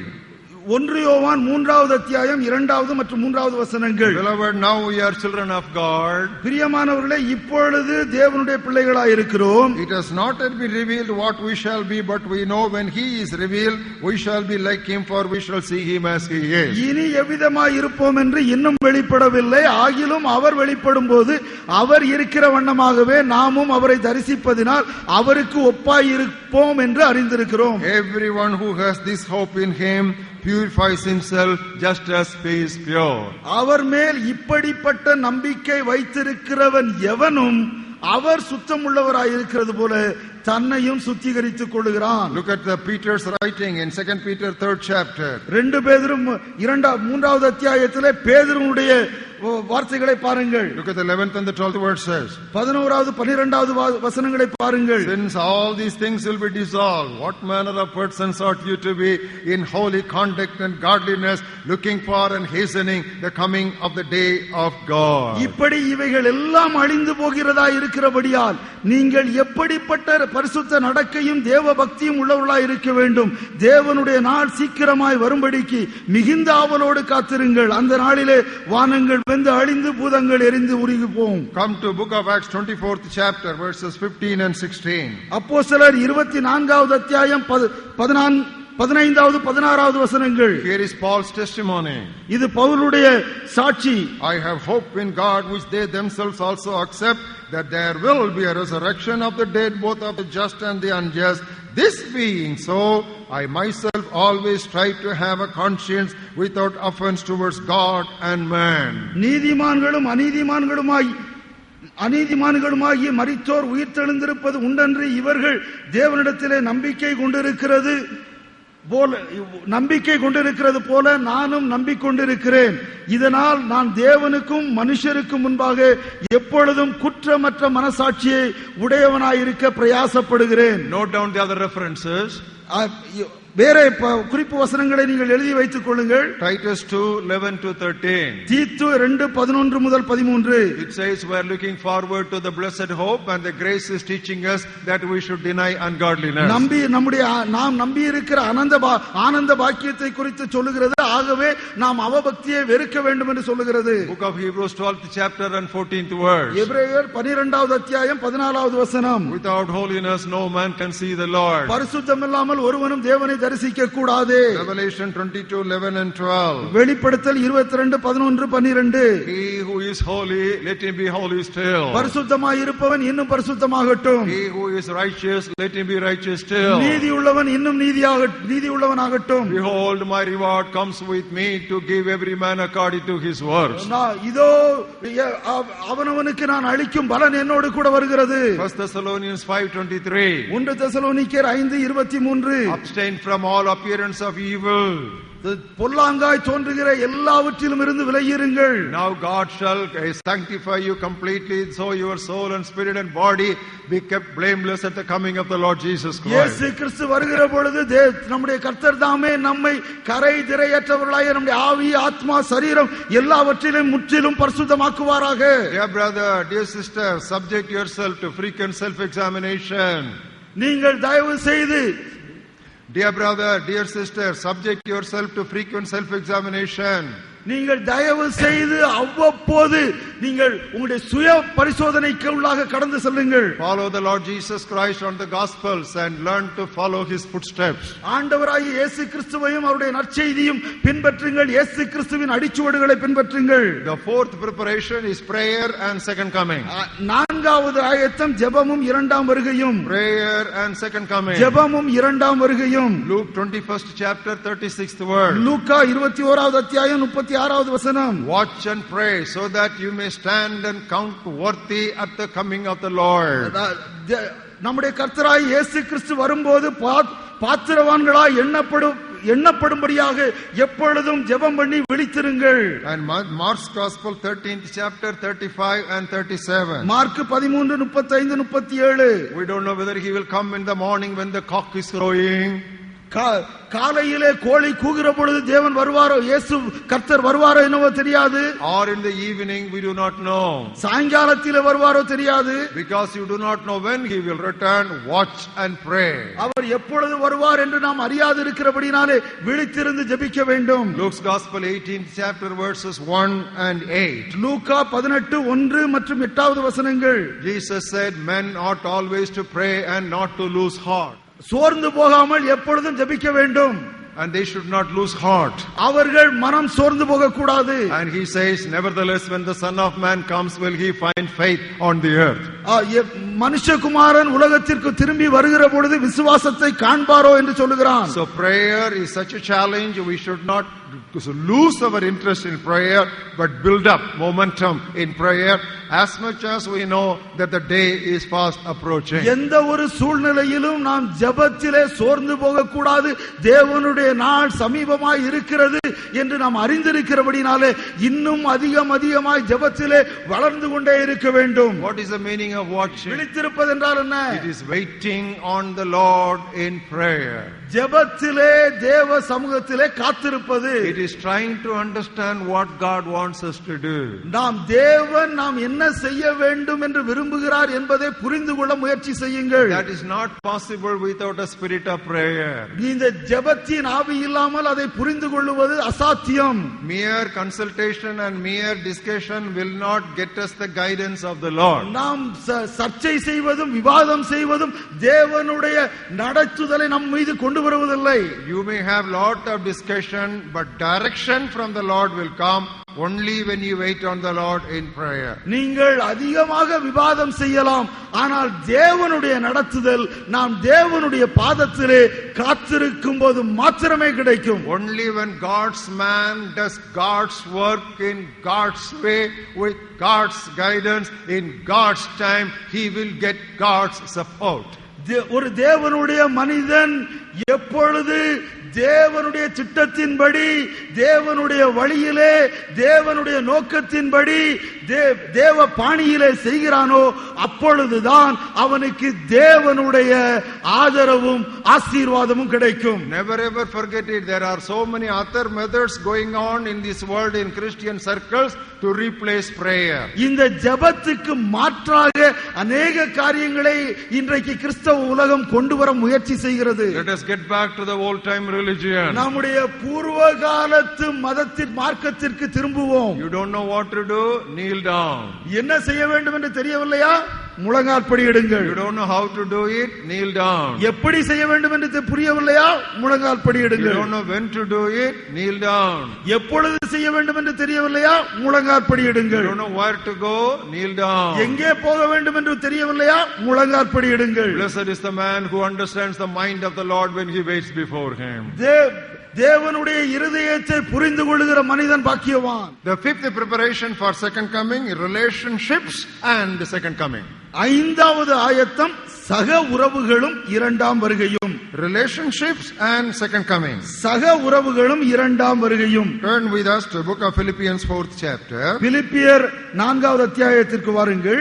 Look at the 5th verse. 5வது வசனத்தை பாருங்கள். Let your gentleness be made to known to all men. உங்கள் சாந்த குணம் எல்லா மனுஷருக்கும் தெரிந்திருப்பதாக. Why? ஏன்? The Lord is at hand. கர்த்தர் சமீபமாயிருக்கிறார். Such a beautiful text. I just love this text.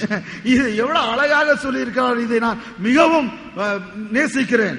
Let your gentleness be known to all men.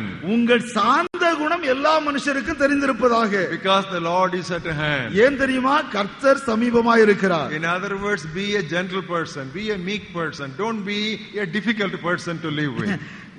இன்னொரு வார்த்தையில சொல்ல வேண்டும் என்றால் சாந்த குணம் உடையவர்களாய் இருங்கள். உங்களோடு கூட மற்றவர்கள் வாழ்வதற்கு கடினம் உள்ளவர்களாய் இருக்க வேண்டாம். Oh, he's a very difficult person, we should avoid him. That should not be the testimony that you should get. அவன் மிகவும் கொடுமையான ஒரு மனுஷன், அவன் பக்கத்திலே போக வேண்டாம் என்று சொல்வது நம்முடைய சாட்சியாக இருக்க வேண்டாம். Don't be an irritable person, getting irritated over everything. எல்லா காரியத்திற்கும் எரிச்சல் படுகிற ஒரு மனிதனாக இருக்க வேண்டாம். Be a soft person, be a smooth person, be a meek person, be a gentle person. Why? The Lord is at hand. நீங்கள் ஒரு சாந்த குணம் உள்ளவராக, சாந்தம் உள்ளவராக, சுத்தம் உள்ளவர்களாக இருங்கள். ஏன் தெரியுமா? தேவன் சமீபமாய் இருக்கிறார். Turn with us to book of Ephesians 4th chapter. எபேசியர் 4வது அத்தியாயத்திற்கு வாருங்கள். Look at the verses 20, 29 and 30. 29வது 30வது வசனத்தை வாசிப்போம். Let no corrupt communication proceed out of your mouth, but what is good for necessary edification, that it may impart grace to the hearers. கெட்ட வார்த்தை ஒன்றும் உங்கள் வாயிலிருந்து புறப்பட வேண்டாம். பக்தி விருத்திக்கு ஏதுவான நல்ல வார்த்தை உண்டானால் அதையே கேட்கிறவர்களுக்கு பிரயோஜனம் உண்டாகும்படி பேசுங்கள். Why does he say that? அதை ஏன் சொல்லுகிறார்? Look at the 30th verse. 30வது வசனத்தை பாருங்கள். Do not grieve the Holy Spirit of God, by whom you were sealed for the day of redemption. அன்றியும் நீங்கள் மீட்கப்படும் நாளுக்கென்று முத்திரையாய் பெற்ற தேவனுடைய பரிசுத்த ஆவியை துக்கப்படுத்தாதிருங்கள். So if you are faulty in your interpersonal relationship, you are grieving the Holy Spirit. Remember, Holy Spirit is the seal for the day of redemption. If the seal itself gets broken, or if the seal itself gets opened up, something happens with the seal that it gets damaged, then you are in a great jeopardy. சக உறவுகளிலே நாம் ஜாக்கிரதையாய் இருக்க வேண்டும். ஏனென்று சொன்னால் அதுதான் மிக பரிசுத்த ஆவியானவரால் நமக்கு கொடுக்கப்பட்டிருக்கிற முத்திரை. ஒருவேளை அந்த முத்திரையே ஒருவேளை உடைந்து போகும் என்று சொன்னால் முத்திரை இல்லாமல் நாம் அங்கே போவது முடியாது. ஆகவே ஜாக்கிரதையாய் இருங்கள். And 1 Corinthians 4th chapter and 5th verse. 1 கொரிந்தியர் 4வது அத்தியாயம் 5வது வசனம். Judge nothing before time until the Lord comes, who will both bring to light the hidden things of darkness and reveal the counsels of the heart. ஆனதால் கர்த்தர் வருமளவும் நீங்கள் காலத்துக்கு முன்னே யாதொன்றை குறித்தும் தீர்ப்பு சொல்லாதிருங்கள். இருளில் மறைந்திருக்கிறவைகளை அவர் வெளியரங்கமாக்கி இருதயங்களின் யோசனைகளையும் வெளிப்படுத்துவார். அப்பொழுது அவனவனுக்குரிய புகழ்ச்சி தேவனால் உண்டாகும். Do not write off any person too quickly, brothers, sisters. எந்த ஒரு சகோதரர்களே சகோதரிகளே, எந்த மனுஷனையும் இவர் உதவாதவர் என்று நீங்கள் சொல்ல வேண்டாம். கட்டி தள்ளி விடாதீர்கள், ஒதுக்கி தள்ளி விடாதீர்கள். Don't write off any person in your life. The Bible says don't judge anything. Judge is a strong word. That means you just cannot. Don't ever judge anything before time. எந்த ஒரு காரியத்தையும் நாட்கள் வருவதற்கு முன்பதாக நியாயம் தீர்க்க வேண்டாம். யாரையும் கட்டி தள்ள வேண்டாம். இல்லை என்று சொன்னால் தண்ணி தெளித்து விட்டுவிட வேண்டாம். Because what looks true may not be the truth. உண்மையாய் தோன்றுகிறது உண்மையாய் இருக்க வேண்டும் என்ற அவசியம் இல்லை. So the hidden things of God will bring it to light in His day. At that time every man will have his praise from God. ஆகவே மறைவான காரியங்களை தேவன் அவருடைய நேரத்திலே அதை வெளியே கொண்டு வருவார். அப்பொழுது தேவன் அதற்கு தக்க பலனை கொடுப்பார். So have these things in mind in your interpersonal relationships. நம்ம சக உறவுகளிலே இந்த காரியங்களை நம்முடைய மனதிலே வைத்துக் கொள்ள வேண்டும். The sixth preparation, ஆறாவது ஆயத்தம், church fellowship and second coming. சபை ஐக்கியமும் இரண்டாம் வருகையும். Church fellowship and second coming. சபை ஐக்கியமும் இரண்டாம் வருகையும். Book of Hebrews 10th chapter and 25th verse. எபிரேயர் 10வது அத்தியாயம் 25வது வசனம். Not forsaking the assembling of ourselves together as is the manner of some, but exhorting one another, and so much the more as you see the day approaching. சபை கூடி வருதலை சிலர் விட்டு விடுகிறது போல நாமும் விட்டு விடாமல் ஒருவருக்கொருவர் புத்தி சொல்ல கெடுவோம். நாளானது சமீபித்து வருகிறதை எவ்வளவாய் பார்க்கிறீர்களோ அவ்வளவாய் புத்தி சொல்ல வேண்டும். You know, the assembling of God's people together is a prerequisite for preparation for the second coming. உங்களுக்கு தெரியுமா, சபை கூடி வருவது என்பது ஆண்டவராகிய இயேசு கிறிஸ்துவினுடைய இரண்டாம் வருகைக்கு நம்மை ஆயத்தப்படுத்திக் கொள்வதற்கு மிகவும் முக்கியமான ஒரு தகுதி. Why should we come together? நாம் எதற்காக கூடி வர வேண்டும்? Immediately you will say we come together to worship God. நாம் தேவனை ஆராதிக்க கூடி வருகிறோம் என்று உடனடியாக நாம் சொல்லலாம். That is one dimension. அது ஒரு பரிமாணம். But what is the other dimension? அடுத்த பரிமாணம் என்ன? Not only for worship, we also come together for fellowship. ஆராதனைக்கு மாத்திரமல்ல ஐக்கியத்திற்காகவும் நாம் கூடி வருகிறோம். Look at the 24th verse. 24வது வசனத்தை பாருங்கள். Let us consider one another in order to stir up for love and good works. Then it says, don't forsake assembling. மேலும் அன்புக்கும் நற்கிரியைகளுக்கும் நாம் ஏவப்படும்படி ஒருவரை ஒருவர் கவனித்து என்று சொல்லி அதன் பின்பு சபை கூடி வருதலை சிலர் விட்டு விடுகிறது போல விட்டு விடாதீர்கள் என்று சொல்லுகிறார். 9 o'clock the service starts and you come at 9:30 because only then worship will begin. 9 மணிக்கு ஆராதனை ஆரம்பமாகிறது. ஆனால் 9:30க்கு தான் நாம் வருவோம். ஏன் தெரியுமா? அப்பொழுதுதான் அங்கே ஆராதனை தொழுகை ஆரம்பமாகிறது. And then the service gets over at 11 o'clock, but 10:45 we go out and take our car or bike and we move away. 11 மணிக்கு ஆராதனை முடியும். ஆனால் 10:45க்கு நாம் வெளியே சென்று நம்முடைய காரையோ பைக்கையோ எடுத்துக்கொண்டு இடத்தை காலி செய்து விடுவோம். Worship is there, fellowship is not there. அங்கே ஆராதனை இருக்கிறது, ஆனால் ஐக்கியம் இல்லை. But we call it fellowship. It is a misnomer. அதை நாம் ஐக்கியம் என்று சொல்லுகிறோம். அது தவறானது. There is no fellowship. அங்கே எந்த ஐக்கியமும் இல்லை. What is fellowship? ஐக்கியம் என்றால் என்ன? You should stir up one another for love and good works. You should interact with people, inquire what that person did the previous week and what we can do in the next week. That kind of fellowship, at least in smaller level, should be a regular practice. Otherwise, it is just worship, vertical dimension and no horizontal dimension. அன்புக்கும் நற்கிரியைகளுக்கும் ஒருவரை ஒருவர் AV விடும்படியாக ஒருவரை ஒருவர் சந்தித்து பேச வேண்டும். முந்தின வாரத்திலே அவர் என்ன செய்தார் என்று புரிந்து கொண்டு அடுத்த வாரத்தில் என்ன செய்ய வேண்டும் என்று சொல்லி அதற்காக திட்டமிடலாம். இல்லை என்று சொன்னால் ஆராதனை மாத்திரம் தான் இருக்கும். அது மேல் நோக்கி இருக்கிறதே ஒழிய பக்கவாட்டிலே எந்த விதமான ஐக்கியமும் இருப்பதில்லை. Jesus Christ is coming for the church. ஆண்டவராகிய இயேசு கிறிஸ்து சபைக்காக வருகிறார். 19th chapter of Revelation and the 7th verse. வெளிப்படுத்தலின் புத்தகம் 19வது அத்தியாயம் 7வது வசனம். Let us be glad and rejoice and give him glory, for the marriage of the Lamb has come and his wife or his bride has made herself ready. நாம் சந்தோஷப்பட்டு களிகூர்ந்து அவருக்கு துதி செலுத்த கடவோம். ஆட்டுக்குட்டியானவருடைய கல்யாணம் வந்தது, அவருடைய மனைவி தன்னை ஆயத்தம் பண்ணினாள் என்று சொல்ல கேட்டேன். Jesus Christ is not coming for an organization. Jesus is coming for the organism called the church.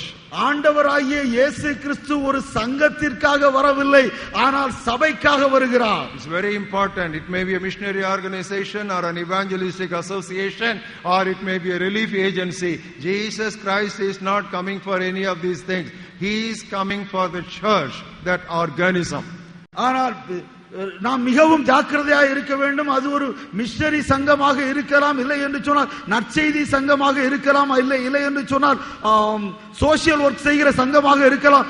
எதாக இருந்தாலும் சரி, இயேசு கிறிஸ்து வருவது சபைக்காக வருகிறார். So whatever we do, we must try to do everything for the good of the body of Christ. We should always have in mind. Yesterday I gave you some lessons on the church, about the 7 churches. So whatever you do it for the church, the building up of the church. நாம் எதை செய்தாலும், நேற்றைய தினத்திலே நான் 7 சபைகளை குறித்து சொன்னேன். நாம் எதை செய்தாலும் அதை சபையை கட்டுகிறதற்காக செய்ய வேண்டும். Missions are for church. Church is not for missions. Missionary இயக்கங்கள் சங்கங்கள் சபைக்காக இருக்கிறதே ஒழிய சபை சங்கங்களுக்காக இல்லை. Never ever change this order. சங்கங்கள் சபைக்காக இருக்கிறதே ஒழிய சபைகள் சங்கங்களுக்காக இல்லை. இந்த வரிசையை திருப்ப வேண்டாம். Because that is what we are learning in the New Testament. We cannot have a parallel setup to that. That is the Bible and anything else is only circumferential. இதைத்தான் நாம் புதிய ஏற்பாட்டிலே வாசிக்கிறோம். அதற்கு இணையாக ஒரு காரியத்தை நாம் செய்ய முடியாது. இதுதான் சரி, வேத வாக்கியத்தின்படியே செய்ய வேண்டும். So whatever organization you may belong to, whatever society you may be attached to, whatever ministry that you may involve in, please remember that at some point it must be tied up to the good of the church. நீங்கள் எந்த ஒரு சங்கத்தை சேர்ந்தவளாய் இருந்தாலும் பரவாயில்லை, எந்த ஒரு இயக்கத்தை சேர்ந்தவளாய் இருந்தாலும் சரியா பரவாயில்லை, ஏதாவது ஒரு காலகட்டத்திலே இந்த வேலைகள் எல்லாம் சபையின் வேலையோடு கூட இணைத்து கட்டப்பட வேண்டும். Otherwise, instead of building God's kingdom, you will be building your own empire. அப்படி இல்லை என்று சொன்னால் தேவனுடைய ராஜ்யத்தை கட்டுவதற்கு பதிலாக நீங்கள் உங்களுடைய சொந்த சுயராஜ்யத்தை கட்டிக் கொண்டிருப்பீர்கள். The 7th preparation for the second coming of Jesus Christ. இயேசு கிறிஸ்துவின் இரண்டாவது வருகைக்கு 7வது ஆயத்தம் stewardship and second coming. உக்கிரானத்துவமும் இரண்டாம் வருகையும். Stewardship and second coming. உக்கிரானத்துவமும் இரண்டாம் வருகையும். Turn with us to book of Matthew 24th chapter. மத்தேயு 24வது அத்தியாயத்திற்கு எங்களோடு கூட வாருங்கள். Very familiar passage. We don't need to read them, simply turn to them. அதை நமக்கு மிகவும் தெரிந்த ஒரு வசன பகுதி, நாம் அதை வாசிக்க வேண்டிய அவசியம் இல்லை, அதை நாம் பார்ப்போம். From verse 45 to 51 you know that story. 45வது வசனம் முதல் 51வது வசனம் வரை இருக்கிற அந்த கதை நமக்கு நன்றாக தெரியும். How the responsibility was handed over to the students, to the servants, and when the master returned, there were servants who were doing well, but there were some who did not do well. You know the end of the story. அங்கே எஜமான் தன்னுடைய வேலைக்காரர்களுக்கு பொறுப்புகளை கொடுத்து கடந்து சென்றார். ஆனால் எஜமான் திரும்பி வருகிற பொழுது சில வேலைக்காரர்கள் நன்றாய் வேலை செய்தவர்களாய் காணப்பட்டார்கள், சிலரோ அப்படி இல்லை. அவர்களுக்கு கொடுக்கப்பட்ட வெகுமானம் நமக்கு தெரியும். Next, Matthew 25th chapter verses 21 and 23. 25வது அத்தியாயம் 21வது 23வது வசனங்கள். The Lord said to him, well done, good and faithful servant. You are faithful over a few things. Oh, I will make you ruler over many things. Enter into the joy of your Lord. அவனுடைய எஜமான் அவனை நோக்கி, நல்லது உத்தமமும் உண்மையும் உள்ள ஊழியக்காரனே, கொஞ்சத்திலே உண்மையாய் இருந்தாய், அநேகத்தின் மேல் உன்னை அதிகாரியாய் வைப்பேன், உன் எஜமானுடைய சந்தோஷத்திற்குள் பிரவேசி என்றான். Don't worry over whether God has given you 5 talents or 2 talents. உங்களுக்கு 5 தாலந்து கொடுத்திருக்கிறாரா 2 தாலந்து கொடுத்திருக்கிறாரா என்று கவலைப்பட வேண்டாம். That is not important and that is immaterial. அது காரியம் அல்ல. Whether you are given 5 or 2, you be productive with that 5 or 2 with the stewardship responsibility.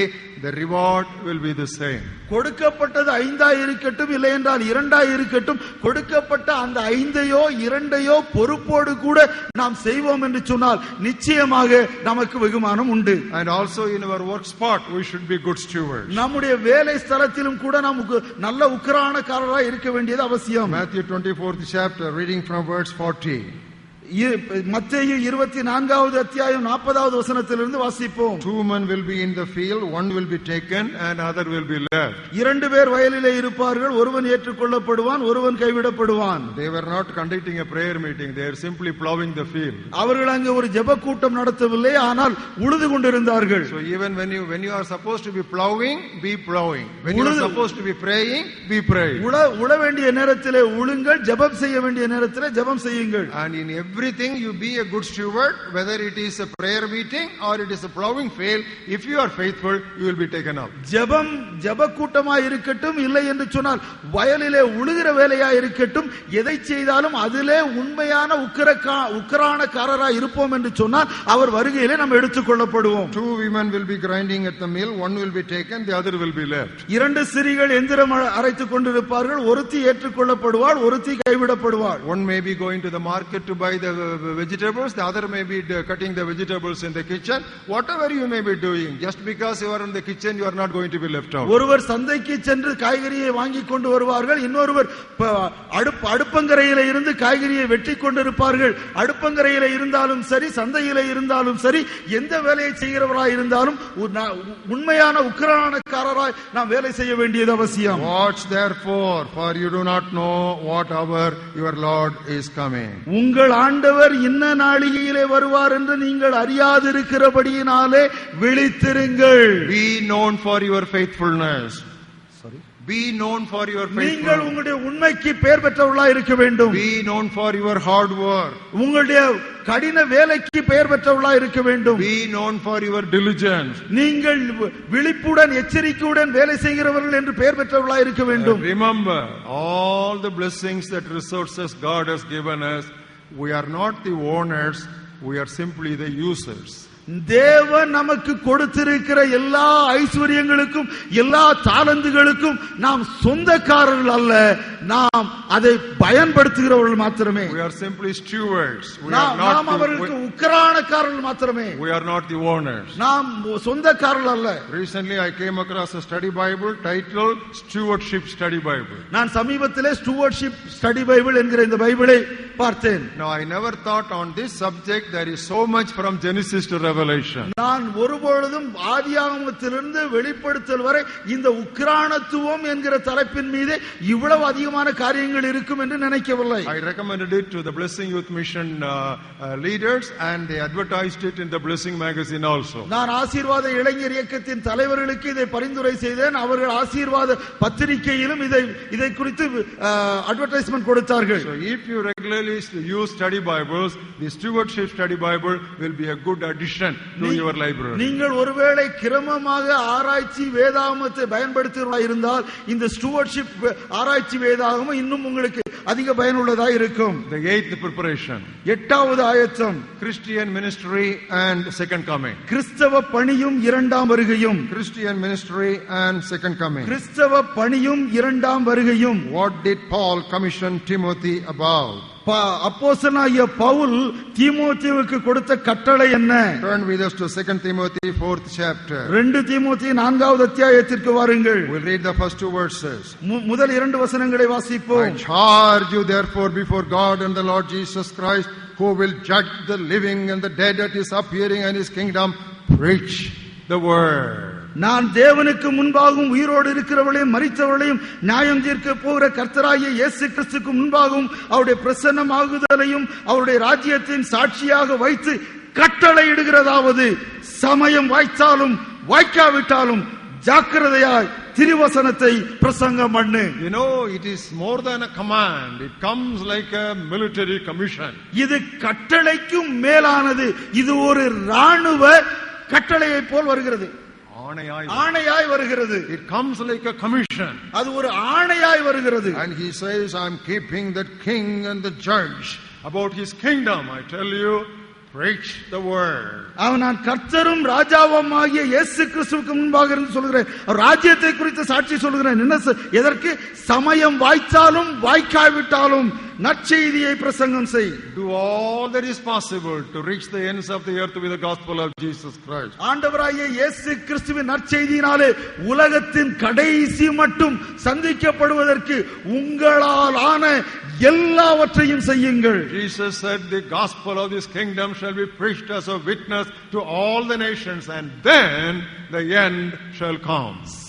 ராஜ்யத்தின் இந்த சுவிசேஷம் சகல ஜாதியாருக்கும் சுவிசேஷ நற்செய்தியாய் அறிவிக்கப்படும், அப்பொழுது முடிவு வரும் என்று ஆண்டவராகிய இயேசு கிறிஸ்து சொல்கிறார். Jesus was about to be ascended and depart from his disciples. ஆண்டவராகிய இயேசு கிறிஸ்து பரமேறுவதற்கு முன்னதாக And all the disciples who were around him were all Jewish background. அங்கே அவரை சுற்றி இருந்த எல்லா சீடர்களுமே யூத பின்னணியிலிருந்து வந்தவர்கள். So they asked him a pertinent question. அவரிடத்தில் ஒரு கேள்வியை கேட்டார்கள். Lord, is it at this time you will restore the kingdom unto Israel? இந்த காலத்திலா நீ இஸ்ரவேலருக்கு ராஜ்யத்தை திரும்ப கொடுப்பீர் என்று கேட்டார்கள். What did Jesus tell them? ஆண்டவராய் இயேசு கிறிஸ்து அவருக்கு சொன்னது என்ன? That is not your priority. அது உங்களுக்கு முக்கியமல்ல. That is not so important. அது அதிக முக்கியமல்ல. That God will do in his own time, according to his own knowledge and according to his own plan, according to his own authority. அதை பிதாவானவர் தன்னுடைய அதிகாரத்தின்படி, தன்னுடைய சித்தத்தின்படி, தன்னுடைய நோக்கத்தின்படி, தன்னுடைய நேரத்திலே செய்வார். But you mind your business. What is your business? Go into all the world. You be my witnesses in Jerusalem, in all Judea, in Samaria, and to the end of the earth. ஆனால் நீங்கள் உங்கள் வேலையை பாருங்கள், நீங்கள் உங்கள் வேலையை செய்யுங்கள். அது என்ன வேலை? நீங்கள் பூமியின் கடைசி வரையிலும் எனக்கு சாட்சிகளாய் இருக்க வேண்டும். எருசலேமிலும் யூதேயா முழுவதிலும் சமாரியாவிலும் பூமியின் கடைசி வரையிலும் எனக்கு சாட்சியாக இருக்க வேண்டும். When God will give the kingdom to Israel is a good question, but that is not a very important question now. இஸ்ரவேலுக்கு தேவன் எப்பொழுது ராஜ்யத்தை கொடுப்பார் என்று கேட்டது நல்ல கேள்விதான். ஆனால் அது முக்கியமான கேள்வி அல்ல. Now what is important is reaching the ends of the earth with the gospel of Jesus Christ and building the church of Jesus Christ. ஆனால் இப்பொழுது முக்கியமானது என்னது தெரியுமா?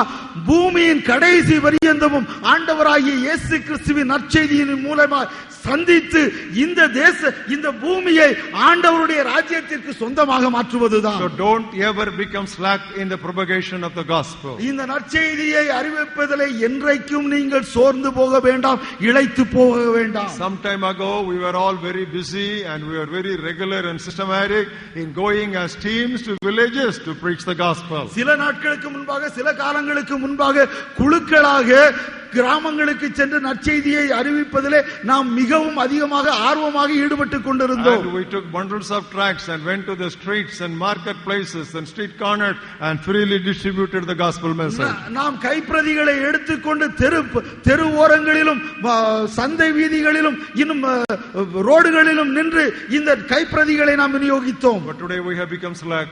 ஆனால் இன்றைக்கு நாம் சோம்பேறிகளாகிவிட்டோம். And we have invented substitutes. நாம் இப்பொழுது அதற்கு மாற்றுகளை கண்டுபிடித்திருக்கிறோம். We tell them, you go, I will send. நீங்கள் போங்கள், நான் அனுப்புகிறேன். If you want, I will give you some money. வேண்டுமானால் கொஞ்சம் பணம் கொடுக்கிறேன். Just leave me alone, don't disturb me. என்ன விட்டுருப்பா. Beloved, what God's work in India needs today is not money. What God's work needs today in India is men. இன்றைக்கு இந்திய தேசத்திலே தேவனுக்கு வேண்டியது பணம் அல்ல, ஆனால் மனிதர்கள். This is not what I am saying just today after 9 years of my retirement from Blessing Youth Mission. Take all the earlier cassettes. I have repeatedly said, what India needs today for evangelism is not money, it is men. நான் இன்றைக்கு ஆசீர்வாத இளைஞர் இயக்கத்திலிருந்து ஓய்வு பெற்று 9 ஆண்டுகளுக்கு பின்பு நான் இதை சொல்லவில்லை. நான் ஆசீர்வாத இளைஞர் இயக்கத்திலே வேலை செய்து கொண்டிருக்கிற அந்த நாட்களிலேயே நான் சொன்னேன், இந்தியாவுக்கு தேவை பணம் அல்ல, மனிதர்கள். I again restate that statement. I emphasize that statement. I stamp that statement. I seal that statement until every Christian, man or woman, everyone who is born again, throws himself or herself into active soul winning. India, even if it would be given another 2000 years, will not ever be evangelized. நான் அந்த வார்த்தையை திரும்பவும் அழுத்தம் திருத்தமாக வலியுறுத்தி முத்திரையிட்டு தீர்க்கமாக சொல்லுகிறேன். ஒவ்வொரு கிறிஸ்தவனும் ஆணாயிருந்தாலும் பெண்ணாயிருந்தாலும் தங்களை இந்த நற்செய்தி பணியிலே ஈடுபடுத்தி கொள்ளாவிட்டால் இன்னும் 2000 ஆண்டுகள் ஆனாலும் இந்த இந்திய தேசம் நற்செய்தி மயமாகுவதில்லை. 9வது, the 9th preparation for second coming. இரண்டாம் வருகைக்கு 9வது ஆயத்தம். Charity and second coming. தான தர்மமும் இரண்டாம் வருகையும். We all know that story too well. You can note down that story. Matthew 25th chapter 34 to 40. மத்தேயு 25வது அத்தியாயம் 34வது வசனத்திலிருந்து 40வது வசனம் வரை இருக்கிற அந்த கதை நமக்கு நன்றாக தெரியும். தயவு செய்து குறித்து வைத்துக் கொள்ளுங்கள். The people were divided into sheep and goats. அங்கே அவர்கள் செம்மறியாடுகளாக ஆடுகளாகவும் வெள்ளாடுகளாகவும் பிரிக்கப்பட்டார்கள். The sheep were sent to the right and the goats were sent to the left. செம்மறியாடுகள் வலது பக்கம் அனுப்பப்பட்டது, வெள்ளாடுகள் இடது பக்கம் அனுப்பப்பட்டது. Those who were charitable in their deeds went to the left and those who were not charitable were chased to the left. தான தர்மம் செய்தவர்கள் வலது பக்கம் சென்றார்கள், ஆனால் தான தர்மம் செய்யாதவர்களை இடது பக்கத்திற்கு துரத்தி விடப்பட்டார்கள். Beloved, charity is very closely associated with second coming. இந்த தான தர்மம் என்பது இரண்டாவது வருகையோடு கூட மிக நெருக்கமான உறவுடையது, சம்பந்தமுடையது. That is why I keep telling you every month or every other month try to arrange dinner for poor people. ஆகவேதான் நான் தொடர்ந்தேச்சியாய் செய்து கொண்டே சொல்லிக்கொண்டே வருகிறேன். ஒவ்வொரு மாதமும் இல்லை என்றால் 2 மாதத்திற்கு ஒரு முறையாவது ஏழைகளுக்கென்று விருந்து ஏற்பாடு செய்யுங்கள் என்று. Because that is associated with second coming. Luke's Gospel 14th chapter. ஏன் என்று சொன்னால் அது இரண்டாம் வருகைக்கு சம்பந்தப்பட்டது. லூக்கா 14வது அத்தியாயம். We'll read verses 12 to 14. 12வது வசனத்திலிருந்து 14வது வசனம் வரை வாசிப்போம். When you give a dinner or a supper, do not ask your friends, your brothers, your relatives, nor your rich neighbors, lest they also invite you back and you be repaid. அன்றியும் அவர் தம்மை விருந்துக்கு அழைத்தவனை நோக்கி, நீ பகல் விருந்தாவது விருந்தாவது பண்ணும்போது உன் சிநேகிதரையாகிலும் உன் சகோதரரையாகிலும் உன் பந்து ஜனங்களையாகிலும் ஐஸ்வர்யமுள்ள அயலகத்தாரையாகிலும் அழைக்க வேண்டாம். அழைத்தால் அவர்களும் உன்னை அழைப்பார்கள், அப்பொழுது உனக்கு பதிலுக்கு பதில் செய்வதாகும். But when you give a feast, invite the poor, the maimed, the lame and the blind. நீ விருந்து பண்ணும்போது ஏழைகளையும் ஊனரையும் சப்பானிகளையும் குருடரையும் அழைப்பாயாக. And you will be blessed because they cannot repay you, but you shall be repaid at the resurrection of the just. அப்பொழுது நீ பாக்கியவானாயிருப்பாய், அவர்கள் உனக்கு பதில் செய்ய மாட்டார்கள். நீதிமான்களின் உயிர்த்தெழுதலிலே உனக்கு பதில் செய்யப்படும் என்றார். Oh beloved, what a crucial truth, what an important lesson we many times lose because we simply cross over this passage. எவ்வளவு முக்கியமான ஒரு பாடம் இது. அநேக நேரத்திலே இதை நாம் தப்ப விட்டு விடுகிறோம், தவற விட்டு விடுகிறோம். Beloved, charity is not optional, charity is obligatory. நாம் இந்த தான தர்மம் என்பது நாம் வேண்டுமென்றால் செய்யலாம், வேண்டாம் என்றால் விட்டுவிடலாம் என்பதல்ல. இது நம்முடைய தலைமேல் விழுந்த பொறுப்பாய் இருக்கிறது. If you are very free in your charity and very liberal, on the day of judgment you will be able to keep your heads lifted up. You will not put down in shame. நீங்கள் உங்கள் தான தர்மம் செய்வதிலே தாராளமாகவும் ஏராளமாகவும் இருப்பீர்கள் என்று சொன்னால் அந்த நியாய தீர்ப்பின் நாளிலே தலை நிமிர்ந்து நிற்க முடியும், தலை குனிந்தல்ல. தர்மம் தலை காக்கும், தக்க சமயத்தில் உயிர் காக்கும். Now we will go to the 10th point. நாம் இப்பொழுது 10வது குறிப்பிற்கு போவோம். Suffering and second coming. பாடுகளும் இரண்டாம் வருகையும், இல்லை என்றால் உபத்திரவமும் இரண்டாம் வருகையும். Suffering and second coming. உபத்திரவமும் இரண்டாம் வருகையும். In 2 Corinthians 4:16 to 18, Apostle Paul says, 2 கொரிந்தியர் 4வது அத்தியாயம் 16வது வசனம் முதல் 18வது வசனம் வரை இருக்கிற வசன பகுதியிலே அப்போஸ்தலனாகிய பவுல் சொல்கிறார், what a suffering, எத்தனை அதிகமான உபத்திரவம், what a tribulation, எத்தனை பாடுகள், what painful experiences, எவ்வளவு கஷ்டமான அனுபவங்கள். Nevertheless, our outward man, while it is perishing, our inward man is being renewed every day. அப்படி இருந்தாலும் என்னுடைய புறம்பான மனிதன் அழிந்து கொண்டே இருக்கிறான், ஆனால் என்னுடைய உள்ளான மனிதரோ அனுதினமும் வளர்ந்து கொண்டே இருக்கிறான். Apostle John, when he was writing to Timothy, this is what he said. அவன் தீமோத்தேயுக்கு எழுதுகிற பொழுது என்ன சொல்லுகிறான்? 2 Timothy 2nd chapter. 2 தீமோத்தேயு 2வது அத்தியாயம். We'll read verses 11 and the first part of verse 12. 11வது வசனம் மற்றும் 12வது வசனத்தின் முதல் பகுதி. This is a faithful saying, for if we died with him, we shall also live with him. இந்த வார்த்தை உண்மையுள்ளது. என்னவெனில் நாம் அவரோடு கூட மரித்தோமானால் அவரோடு கூட பிழைத்திருப்போம். அவரோடு if you endure, we shall also reign with him. அவரோடு கூட பாடுகளை சகித்தோமானால் அவரோடு கூட ஆளுகையும் செய்வோம். Romans 8 chapter 18th verse. ரோமர் 8வது அத்தியாயம் 18வது வசனம். What does Apostle Paul say? அங்கே பவுல் அப்போஸ்தலன் என்ன சொல்கிறார்? Oh, the present sufferings cannot be compared to the future glory that is to follow. ஆதலால் இக்காலத்து பாடுகள் இனி நம்மிடத்தில் வெளிப்படும் மகிமைக்கு ஒப்பிடத்தக்கவைகள் அல்ல. And in the 23rd verse he says, we are all groaning within our body, but a day comes when we shall be liberated as the sons of God.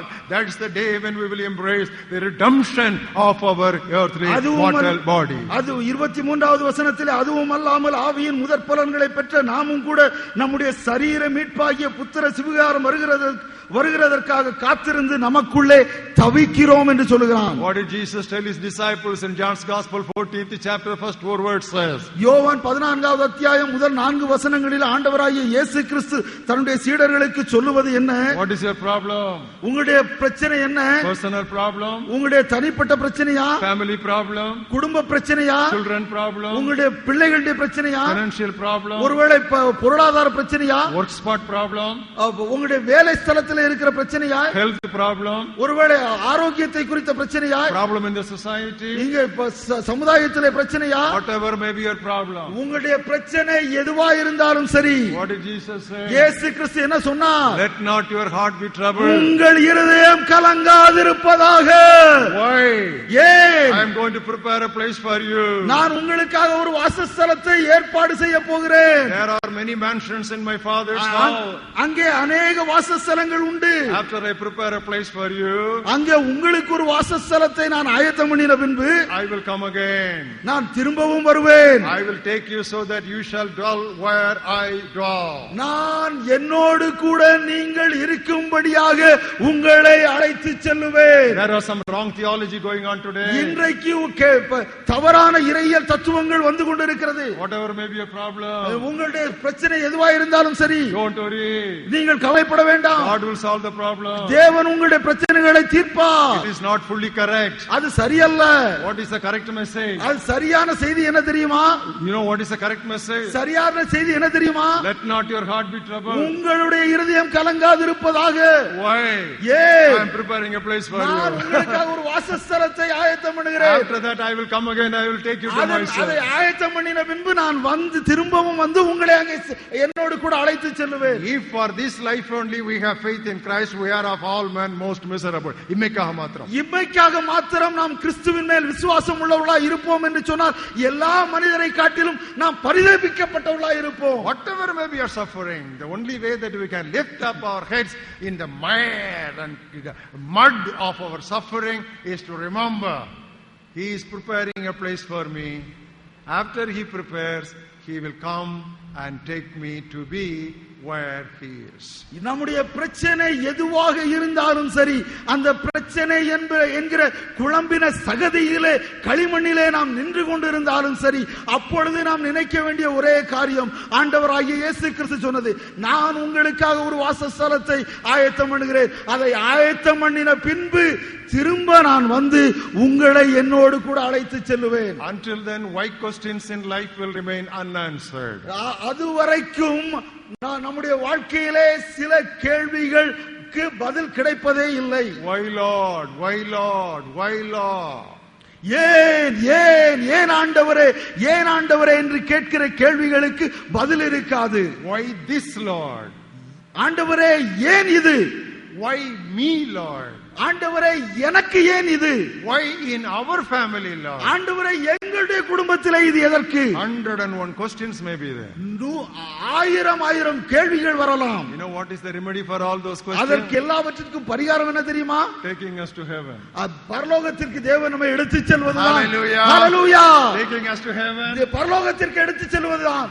That is why He says, let not your heart be troubled, I will take you to myself. ஆகவே தான் அவர் சொல்லுகிறார், உங்கள் இருதயம் கலங்காதிருப்பதாக நான் என்னுடைய வாசஸ்தலத்திற்கு உங்களை அழைத்து செல்லுவேன். Once upon a time this was the message that was preached in Tamil Nadu and all over India, maybe 30-40 years ago, but today this is not the message that is preached in India. ஒரு காலத்தில் 30-40 ஆண்டுகளுக்கு முன்பாக தமிழகத்திலும் மற்றும் உலகமெங்கும் இந்த செய்திதான் பிரசங்கிக்கப்பட்டு கொண்டு வந்திருந்தது. ஆனால் இன்றைக்கு நிலை அது அல்ல. Now it is a different gospel. That's what I said. It is a different gospel. It is another Jesus. It is a different spirit. ஆனால் இன்றைக்கு அது வேறொரு சுவிசேஷம், அது வேறொரு இயேசு, அது வேறொரு ஆவியானவர். The 11th area of preparation. 11வது ஆயத்தம்.